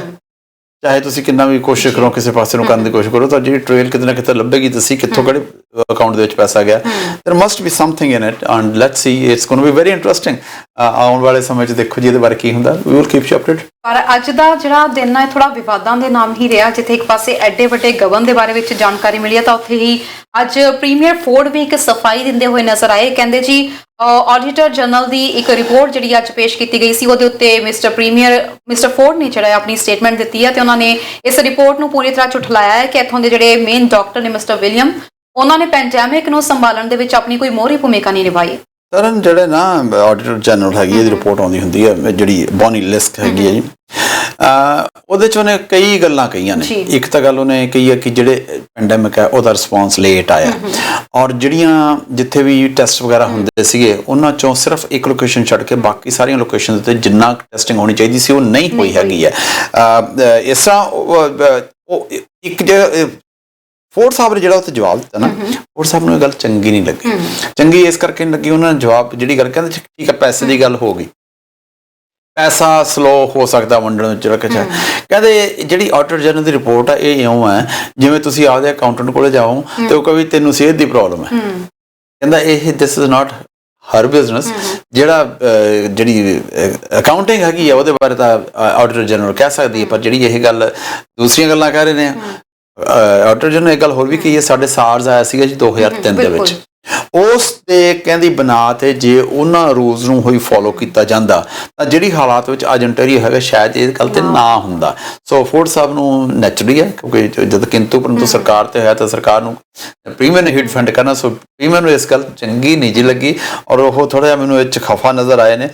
ਲੈਟਸ ਸੀ ਇਹਦੇ ਹੋਰ ਅੱਗੇ ਕੀ ਕੁਝ ਨਿਕਲਦਾ। ਪਰ ਆਡੀਟਰ ਜਨਰਲ ਨੇ ਜਿੰਨੇ ਵੀ ਆਪਣੀ ਗੱਲ ਆਖੀ ਹੈ, ਸਾਰੀ ਉਹਨਾਂ ਨੇ ਤੱਥਾਂ ਨੂੰ ਸਾਹਮਣੇ ਰੱਖ ਕੇ ਆਖਿਆ ਕਿ ਇੰਨੀ ਤਰੀਕ ਨੂੰ ਕਿਹਾ ਗਿਆ ਸੀ ਕਿ ਮਾਸਕ ਮੈਂਡੇਟਰੀ ਕਰ ਦਿੱਤੇ ਜਾਣ, ਕਿਉਂਕਿ ਇਹਨਾਂ ਦੇ ਨਾਲ ਅਸਰ ਹੁੰਦਾ ਹੈ, ਅੱਗੇ ਨਹੀਂ ਸਪਰੈਡ ਹੋਊਗਾ। ਕਹਿੰਦੇ ਇਹਨਾਂ ਨੇ 4 ਦਿਨ ਤੱਕ ਉਸ ਟਾਈਮ ਤੱਕ ਇਸ ਗੱਲ ਦੇ ਉੱਤੇ ਅਣਗੌਲਿਆ ਇਸ ਗੱਲ ਨੂੰ ਕੀਤਾ। ਮਾਸਕ ਕੁਝ ਦਿਨਾਂ ਬਾਅਦ ਜਿਹੜੇ ਆ ਮੈਂਡੇਟਰੀ ਕੀਤੇ ਗਏ ਆ, ਉਸ ਤੋਂ ਬਾਅਦ ਸੋਸ਼ਲ ਡਿਸਟੈਂਸਿੰਗ ਦੀ ਗੱਲ ਕੀਤੀ ਗਈ ਆ। ਮਤਲਬ ਜਿੰਨੀ ਵੀ ਗੱਲ ਉਹਨਾਂ ਨੂੰ ਆਖੀ ਗਈ ਆ, 2-3 ਦਿਨ ਬਾਅਦ ਇਸ ਚੀਜ਼ ਨੂੰ ਲੈ ਕੇ ਅਨਾਉਂਸਮੈਂਟ ਕੀਤੀ ਗਈ ਆ। ਉਹਨਾਂ ਨੇ ਗੱਲ ਹੋਰ ਕੀ ਹੈ ਕਿ ਜਿਹੜੀਆਂ 34 ਯੂਨਿਟਸ ਨੇ ਇਸ ਵੇਲੇ ਆਪਣੀਆਂ ontario ਦੇ ਵਿੱਚ ਹੈਲਥ ਯੂਨਿਟਸ ਨੇ, ਉਹ ਸਾਰੀਆਂ ਆਪਦੀ ਮਰਜ਼ੀ ਨਾਲ ਕੰਮ ਕਰ ਰਹੀਆਂ ਨੇ। ਜੇ ਸਾਰਸ ਵਾਲਾ ਸਿਸਟਮ ਫੋਲੋ ਕੀਤਾ ਜਾਂਦਾ ਤਾਂ ਸਾਰੀਆਂ ਸਟ੍ਰੀਮਲਾਈਨ ਹੋ ਜਾਣੀਆਂ ਸੀਗੀਆਂ। ਸਾਰੀਆਂ ਨੂੰ ਇੱਕ ਜਿਹਨੂੰ ਕਹਿੰਦੇ ਧਾਗੇ 'ਚ ਪਰੋ ਦਿੱਤਾ ਜਾਣਾ ਚਾਹੀਦਾ ਸੀਗਾ, ਉਹਨਾਂ ਨੂੰ ਇਉਂ ਕਰਨਾ ਚਾਹੀਦਾ ਸੀ, ਜਿਹੜਾ ਕਿ ਨਹੀਂ ਕੀਤਾ ਗਿਆ। ਹੁਣ ਸਾਰੇ ਆਪੋ ਆਪਣੀ ਮਰਜ਼ੀ ਨਾਲ ਆਪਦੇ ਕੰਮ ਕਰ ਰਹੇ ਨੇ। ਜੇ ਸਟ੍ਰੀਮਲਾਈਨ ਕੀਤੇ ਹੁੰਦੇ ਤਾਂ ਜਿਹੜਾ ਕੁਝ ਹੁਣ ਤੱਕ ਹੋਇਆ ਇਹ ਤੋਂ ਕਿਤੇ ਬੈਟਰ ਇਹਨੂੰ ਪ੍ਰੋਪਰਲੀ ਸੰਭਾਲਿਆ ਜਾ ਸਕਦਾ ਸੀਗਾ। ਬਿਲਕੁਲ ਸਰ, ਤੇ ਅੱਜ ਉਹਨਾਂ ਨੇ ਇਹ ਵੀ ਕਿਹਾ ਵਾ ਕਿ ਡਾਕਟਰ ਸਾਹਿਬ ਦੀ, ਜਿਵੇਂ ਮਿਸਟਰ ਵਿਲੀਅਮ ਦੀ ਗੱਲ ਕਰ ਰਹੇ ਨੇ ਆਡੀਟਰ ਜਨਰਲ, ਤਾਂ ਦਿਨ ਰਾਤ ਇੱਕ ਕਰਕੇ ਸਵੇਰੇ ਸ਼ਾਮ ਹਮੇਸ਼ਾ ਉਹਨਾਂ ਦੇ ਨਾਲ ਸਲਾਹ ਕਰਕੇ ਜਿੰਨੇ ਵੀ ਕਦਮ ਚੁੱਕੇ ਗਏ ਨੇ ਉਹਨਾਂ ਦੀ ਸਲਾਹ ਨਾਲ ਚੁੱਕੇ ਗਏ ਨੇ ਤੇ ਅਜਿਹੇ ਵਿੱਚ ਜਿੱਥੇ ਸਾਨੂੰ ਆਪਣੇ ਹੈਲਥ ਐਕਸਪਰਟਸ ਦਾ ਸ਼ੁਕਰੀਆ ਅਦਾ ਕਰਨਾ ਚਾਹੀਦਾ, ਸਾਨੂੰ ਉਹਨਾਂ ਉੱਤੇ ਅਜਿਹੇ ਬਲੇਮ ਨਹੀਂ ਲਗਾਉਣੇ ਚਾਹੀਦੇ। ਜਿਹੜਾ ਇਨਫੋਰਮੇਸ਼ਨ ਸਿਸਟਮ ਹੈਗਾ ਉਹਨੂੰ ਵੀ ਕਹਿੰਦੇ ਪ੍ਰੋਪਰਲੀ ਵਰਤਿਆ ਨਹੀਂ ਗਿਆ, ਜਿਹੜੀ ਦੇਣੀ ਲੋਕਾਂ ਤੱਕ ਇਨਫੋਰਮੇਸ਼ਨ ਪਹੁੰਚ ਰਹੀ ਹੈ ਜਾਂ ਲੋਕਾਂ ਤੋਂ ਇਨਫੋਰਮੇਸ਼ਨ ਲੈਣੀ ਸੀਗੀ, ਜਿਹੜੀ ਹੈ ਐਪ ਵੀ ਚਾਲੂ ਕੀਤੀ ਗਈ ਹੈ, ਆਟੋ ਜਨ ਇਹ ਗੱਲ ਕਹੀ ਹੈ ਕਿ ਉਹ ਵੀ ਸਹੀ ਤਰੀਕੇ ਨਾਲ ਵਰਤਿਆ ਨਹੀਂ ਗਿਆ। ਗਵਰਨਮੈਂਟ ਦੇ ਵਿੱਚ ਨੁਕਸ ਕੱਢੇ ਗਏ ਨੇ, ਗਵਰਨਮੈਂਟ ਨੂੰ ਮੇਰੇ ਖਿਆਲ ਹੈ ਨੁਕਸ ਨੂੰ ਮੰਨ ਲੈਣਾ ਚਾਹੀਦਾ ਔਰ ਉਹਨੂੰ ਅੱਗੇ ਇੰਪਰੂਵ ਕਰਨ ਦੀ ਕੋਸ਼ਿਸ਼ ਕਰਨੀ ਚਾਹੀਦੀ ਹੈ, ਨਾ ਕਿ ਉਹਨੂੰ ਡਿਨਾਈ ਕਰਨ ਦੀ ਕੋਸ਼ਿਸ਼ ਕੀਤੀ ਜਾਵੇ। ਜੇ ਕੋਈ ਗੱਲ ਨਹੀਂ, ਜੇ ਆਪਣੇ 'ਚ ਕੋਈ ਨੁਕਸ ਕੱਢਦਾ ਐਕਸੈਪਟਡ, ਉਹਨੂੰ try to improve it, then you politically ਉਹਨੂੰ ਕਰੈਕਟ ਕਰਨ ਦੀ ਕੋਸ਼ਿਸ਼ ਕਰੋ। ਹਰ ਇੱਕ ਇਲੈਕਸ਼ਨ ਆ ਰਹੀ ਹੈ। ਬਿਲਕੁਲ ਜੀ, ਦੇ ਨਾਲ ਹੀ ਉਹਨਾਂ ਨੇ ਇਹ ਵੀ ਜ਼ਰੂਰ ਕਿਹਾ, ਕਹਿੰਦੇ ਕਿ ਇਸ ਵਕਤ ਜੇ ਅਸੀਂ ਗੱਲ ਕਰੀਏ ਸਾਡਾ ਓਨਟਾਰੀਓ ਪ੍ਰੋਵਿੰਸ ਕੇ ਇਸ ਚੀਜ਼ ਨੂੰ ਸੰਭਾਲਣ ਵਿੱਚ ਕਾਫੀ ਜ਼ਿਆਦਾ ਹੱਦ ਤੱਕ ਕਾਮਯਾਬ ਰਿਹਾ। ਨਾਰਥ ਅਮਰੀਕਾ ਦੀ ਗੱਲ ਕਰੀਏ ਪਰ 100,000 ਪੇਸ਼ੈਂਟਸ ਦੇ ਮਗਰ ਸਭ ਤੋਂ ਘੱਟ ਰੇਸ਼ੋ ਇਸ ਵਕਤ ਕਰੋਨਾ ਵਾਇਰਸ ਦੇ ਜਿਹੜੇ ਐਕਟਿਵ ਕੇਸਿਸ ਨੇ ਓਨਟਾਰੀਓ ਦੇ ਵਿੱਚ ਨੇ। ਸੋ ਹੀ ਇਜ਼ ਸੇਇੰਗ ਕਿ ਅਸੀਂ ਵਧੀਆ ਤਰੀਕੇ ਨਾਲ ਕੰਮ ਕਰ ਰਹੇ ਹਾਂ। ਵੀ ਹਰ ਕੋਈ ਗਵਰਨਮੈਂਟ ਜਿਹੜੀ ਆ ਪਹਿਲਾਂ ਸਿੱਖੀ ਸਿਖਾਈ ਨਹੀਂ ਹੁੰਦੀ, ਹਾਲਾਤਾਂ ਨੂੰ ਦੇਖ ਕੇ ਉਹ ਸਿੱਖਦੀ ਆ ਹਰ ਚੀਜ਼। That's good, but thing is ਜੇ ਤਰਨ ਉੱਪਰਲਿਆਂ ਨੂੰ ਦੇਖਣਾ ਵੀ ਵੱਡੇ ਨੰਬਰ ਵਾਲੇ, ਥੱਲੇ ਵਾਲੇ ਨੰਬਰਾਂ ਨੂੰ ਵੀ ਦੇਖ ਲਓ। ਜਿਹੜਾ ਥਾਵਾਂ ਨੇ ਕੰਟਰੋਲ ਕੀਤਾ, ਤੁਸੀਂ ਉਹ ਚੀਜ਼ਾਂ ਕਿਉਂ ਨਹੀਂ ਫੋਲੋ ਕਰ ਰਹੇ? ਕਿ ਆਸਟ੍ਰੇਲੀਆ, ਨਿਊਜ਼ੀਲੈਂਡ ਹੈ, ਦੇ ਵੈਸਟਰਨ ਕੰਟਰੀਜ਼, ਉਹਨਾਂ ਨੇ ਜੇ ਸੰਭਾਲਿਆ, ਅਸੀਂ ਕਿਉਂ ਉਹਨਾਂ ਦੇ ਫਾਰਮੂਲੇ ਕਿਉਂ ਨਹੀਂ ਵਰਤ ਸਕਦੇ? ਅਸੀਂ ਉਹ ਮਾੜੇ ਹਾਲ ਨੂੰ ਕਿਉਂ ਦੇਖਦੇ ਹਾਂ? ਅਸੀਂ ਜਿਹੜੇ ਸਭ ਤੋਂ ਬੈਟਰ ਕੀਤਾ ਸੀ ਉਹਨੂੰ ਦੇਖੇ, ਉਹ ਕਿਉਂ ਨਹੀਂ ਲਾਗੂ ਕਰਨ ਦੀ ਕੋਸ਼ਿਸ਼ ਕਰਦੇ? Well, it's a political statement, let's see. ਬਿਲਕੁਲ ਜੀ, ਉੱਥੇ ਉਹਨਾਂ ਨੇ ਹੁਣ ਜਿਹੜਾ ਹੌਲੀਡੇ ਸੀਜ਼ਨ ਸ਼ੁਰੂ ਹੋ ਰਿਹਾ ਉਹਨੂੰ ਲੈ ਕੇ ਵੀ ਓਨਟਾਰੀਓ ਵਾਸੀਆਂ ਨੂੰ ਖਾਸ ਹਦਾਇਤਾਂ ਜਾਰੀ ਕੀਤੀਆਂ ਨੇ। ਪੂਰਾ ਦੱਸਿਆ ਕਿ ਹੌਲੀਡੇ ਸੀਜ਼ਨ ਇਸ ਵਾਰੀ ਤੁਹਾਡਾ ਘਰਾਂ ਦੇ ਵਿੱਚ ਹੀ ਗੁਜ਼ਰੇਗਾ। ਖਾਸ ਤੌਰ ਤੇ ਉਹਨਾਂ ਨੇ ਕਿਹਾ ਹੈ ਕਿ ਬਾਹਰ ਘੁੰਮਣ ਫਿਰਨ ਲਈ ਨਾ ਜਾਇਆ ਜਾਵੇ, ਕਿਸੇ ਤਰੀਕੇ ਦਾ ਇਕੱਠ ਨਾ ਕੀਤਾ ਜਾਵੇ ਤੇ ਜਿਹੜਾ ਵਰਚੁਅਲ ਜਿਹੜੇ ਟੂਰਸ ਨੇ ਉੱਥੇ ਤੁਸੀਂ ਜਿਹੜਾ ਆ ਪਾਰਟਿਸਿਪੇਟ ਕਰ ਸਕਦੇ ਹੋ, ਜਿੱਥੇ ਤੁਹਾਨੂੰ ਆਪਣੀਆਂ ਗੱਡੀਆਂ ਚੋਂ ਨਾ ਨਿਕਲਣਾ ਪਵੇ, ਅਜਿਹੀਆਂ ਥਾਵਾਂ ਤੇ ਜਾ ਸਕਦੇ ਹੋ। ਜੇ ਕਿਸੇ ਨੂੰ ਮਿਲਣਾ ਵੀ ਹੈ ਤਾਂ ਤੁਸੀਂ ਬਾਹਰ ਹੀ ਮਿਲ ਸਕਦੇ ਹੋ, ਖੁੱਲੇ ਦੇ ਵਿੱਚ ਮਿਲ ਸਕਦੇ ਹੋ, ਸੋਸ਼ਲ ਡਿਸਟੈਂਸਿੰਗ ਰੱਖ ਕੇ। ਤੁਹਾਡੇ ਘਰੇ ਕਿਸੇ ਨੇ ਨਾ ਆਉਣਾ ਜੀ, ਨਾ ਤੁਸੀਂ ਕਿਸੇ ਦੇ ਜਾਣਾ, ਸਿਰਫ ਜਿਹੜਾ ਇਕੱਲਾ ਕੋਈ ਉਹ ਇੱਕ ਘਰ ਨੂੰ ਚੂਜ਼ ਕਰ ਸਕਦਾ, ਅਦਰਵਾਈਜ਼ ਤੁਸੀਂ ਕਿਤੇ ਵੀ ਆ ਜਾ ਨਹੀਂ ਸਕਦੇ ਔਰ ਇਹ ਤੁਹਾਨੂੰ ਫੋਲੋ ਕਰਨਾ ਪਵੇਗਾ ਜੀ। ਔਰ ਇਹ ਜਿਹੜੀ ਗੱਲ ਤੁਹਾਨੂੰ ਕਹੀ ਹੈ ਨਾ ਕ੍ਰਿਸਮਸ ਵਾਲੀ, ਇਹ ਜੇ ਇਹੀ ਹਾਲਤ ਰਹਿੰਦੇ ਆ ਤਾਂ ਜਿਹੜੀ 21 ਦਸੰਬਰ ਤੱਕ ਲਾਕਡਾਊਨ ਹੋਇਆ ਹੋਇਆ, it might extend, it's going to go beyond, maybe beyond new years. ਕਿਉਂਕਿ ਦੇਖੋ 25 ਅੱਜ 25 ਹੋ ਗਈ ਹੈ, ਇੱਕ ਮਹੀਨਾ ਰਹਿੰਦਾ ਕ੍ਰਿਸਮਸ ਨੂੰ, ਤੇ ਉਸ ਤੋਂ ਮਗਰੋਂ ਸਾਰੀਆਂ ਪਾਰਟੀਆਂ ਵਾਲਾ ਮਾਹੌਲ ਹੁੰਦਾ ਹੈ ਨਿਊ ਈਅਰਸ ਦੀ ਪਾਰਟੀਜ਼ ਆਉਣ। ਮੈਨੂੰ ਹੀ ਉਹ ਲੱਗਦਾ ਵੀ ਜੇ ਹਾਲਾਤ ਕੰਟਰੋਲ 'ਚ ਨਾ ਹੋਏ ਤਾਂ ਇਹ ਜਨਵਰੀ ਦਾ ਪਹਿਲਾ ਹਫਤਾ ਵੀ ਇਹਦੇ ਵਿੱਚ ਇਨਕਲੂਡ ਕਰ ਲਿਆ ਜਾਏਗਾ। ਬਿਲਕੁਲ ਸਰ, ਤੇ ਓਨਟਾਰੀਓ ਦੀ ਜਿਵੇਂ ਇਸ ਵਕਤ ਮਿਸਟਰ ਫੋਰਡ ਨੇ ਗੱਲ ਕੀਤੀ ਆ ਤਾਂ 2 ਥਾਵਾਂ ਦੇ ਉੱਤੇ ਇਸ ਵਕਤ ਲਾਕਡਾਊਨ ਕੀਤਾ ਗਿਆ, ਪੀਲ ਤੇ ਟੋਰਾਂਟੋ, ਤੇ ਇਹਦੇ ਤੋਂ ਬਰੈਂਪਟਨ ਦੇ ਮੇਰੇ ਕੁਝ ਖਾਸੇ ਖੁਸ਼ ਨਜ਼ਰ ਨਹੀਂ ਆ ਰਹੇ ਹੈਗੇ। ਤੁਹਾਨੂੰ ਗੱਲ ਹੈ ਕਿ ਮੈਂ ਵੀ ਇਸ ਗੱਲ ਦੇ ਨਾਲ ਕੁਝ ਰਾਜ਼ੀ ਹਾਂ ਜੀ, ਕਿਉਂਕਿ ਪੈਟਰਿਕ ਬਰਾਊਨ ਸਾਹਿਬ ਨੇ ਇਹ ਗੱਲ ਕਹੀ ਹੈ ਕਿ ਜਿਹੜਾ ਸਾਡਾ ਸਿਟੀ ਹੈ ਇਹਦੇ ਵਿੱਚ ਜਿਹੜੇ ਐਸੈਂਸ਼ੀਅਲ ਵਰਕਰਸ ਬਹੁਤ ਜ਼ਿਆਦਾ ਨੇ। ਮੀਨ ਟਰੱਕਿੰਗ ਇੰਡਸਟਰੀ ਹੈ ਸਾਡੀ ਬਹੁਤ ਜ਼ਿਆਦਾ ਆ, ਕਹਿੰਦੇ ਉਹਨਾਂ ਉਹ ਜਾ ਵੀ ਰਹੇ ਨੇ, ਆ ਵੀ ਰਹੇ ਨੇ US ਦੇ ਵਿੱਚ, ਉੱਥੋਂ ਕੋਵਿਡ ਆ ਵੀ ਰਿਹਾ। ਕਈ ਫੈਕਟਰੀਜ਼ ਆ ਜਿਨ੍ਹਾਂ ਦੇ ਵਿੱਚ ਅਜਿਹਾ ਕੰਮ ਹੋ ਰਿਹਾ, ਹੈਲਥ ਰਿਗਾਰਡਿੰਗ ਕੰਮ ਹੋ ਰਿਹਾ, ਉੱਥੇ ਵਧਣ ਦੇ ਚਾਂਸਸ ਹੈਗੇ ਆ। ਉਹਨਾਂ ਦਾ ਕਹਿਣਾ ਇਹ ਹੈ ਕਿ ਸਭ ਕੁਝ ਬੰਦ ਕਰ ਦੇਣਾ ਚਾਹੀਦਾ ਸੀਗਾ, ਵੀ ਜੇ ਕੀਤਾ ਹੀ ਆ ਤਾਂ ਇੱਕ ਵਾਰੀ ਸਾਰਾ ਬੰਦ ਕਰ ਦੇਣਾ ਚਾਹੀਦਾ। ਹੁਣ ਜਨਾਲੇ ਤੁਸੀਂ ਕੁਝ ਖੁੱਲ੍ਹਾ ਰੱਖਿਆ, ਕੁਝ ਬੰਦ ਰੱਖਿਆ, ਉਹ ਗੱਲ ਠੀਕ ਨਹੀਂ ਹੈ ਲੱਗਦੀ। ਕਿਉਂਕਿ ਚਲੋ ਆਪਾਂ ਮੰਨ ਲਾ ਲੈਂਦੇ ਹਾਂ ਹੁਣ ਪੀਲ ਤੇ ਟੋਰਾਂਟੋ ਤਾਂ ਬੰਦ ਕੀਤੇ ਹੋਏ ਨੇ ਬਿਲਕੁਲ, ਲੋਕੀ ਹੁਣ ਉੱਥੋਂ ਸ਼ਾਪਿੰਗ ਬੰਦ ਕਰਤੀ ਹੈ, ਲੋਕੀ ਨਾਲ ਜਾਣ ਲੱਗ ਪਏ ਨੇ, ਨਾਲ ਦੀ ਮਿਊਨਿਸਪੈਲਿਟੀ ਜਾਣ ਲੱਗ ਪਏ ਨੇ, ਉੱਥੋਂ ਮੁੜ ਕੇ ਫਿਰ ਉਹ ਚੀਜ਼ ਲੈ ਕੇ ਆਣੇ। ਸੋ ਇਹ it should be done at the large scale. ਇਹਨੂੰ ਇਟਸ ਕਾਲਡ ਪੈਚ ਵਰਕ। ਕਿਤੇ ਟਾਕੀ ਲੱਗ ਗਈ ਉੱਤੇ ਇੱਕ ਹੋਰ ਚੇਪੀ ਲਾਤੀ, ਕਿਤੇ ਟਾਕੀ ਲੱਗ ਗਈ ਚੇਪੀ ਲਾਤੀ, ਨੋ, ਇਹਨੂੰ ਫੁੱਲ ਕਵਰ ਕਰਨਾ ਪਏਗਾ ਜੇ ਅਸੀਂ ਇਹਨੂੰ ਕੰਟਰੋਲ ਕਰਨਾ ਚਾਹੁੰਦੇ। ਉਹਨਾਂ ਨੇ ਕਿਹਾ ਕਿ 450 ਦੇ ਕਰੀਬ ਜਿਹੜੇ ਅੱਜ ਅਪੀਲ ਦੇ ਵਿੱਚ ਮਾਮਲੇ ਸਾਹਮਣੇ ਆਏ ਨੇ, ਪਰ ਇਹਦੇ ਵਿੱਚੋਂ 126 ਮਾਮਲੇ ਅਜਿਹੇ ਨੇ ਜਿਹੜੇ ਕਿ ਕੰਮ ਵਾਲੀ ਥਾਵਾਂ ਦੇ ਉੱਤੇ ਪਾਏ ਗਏ ਨੇ।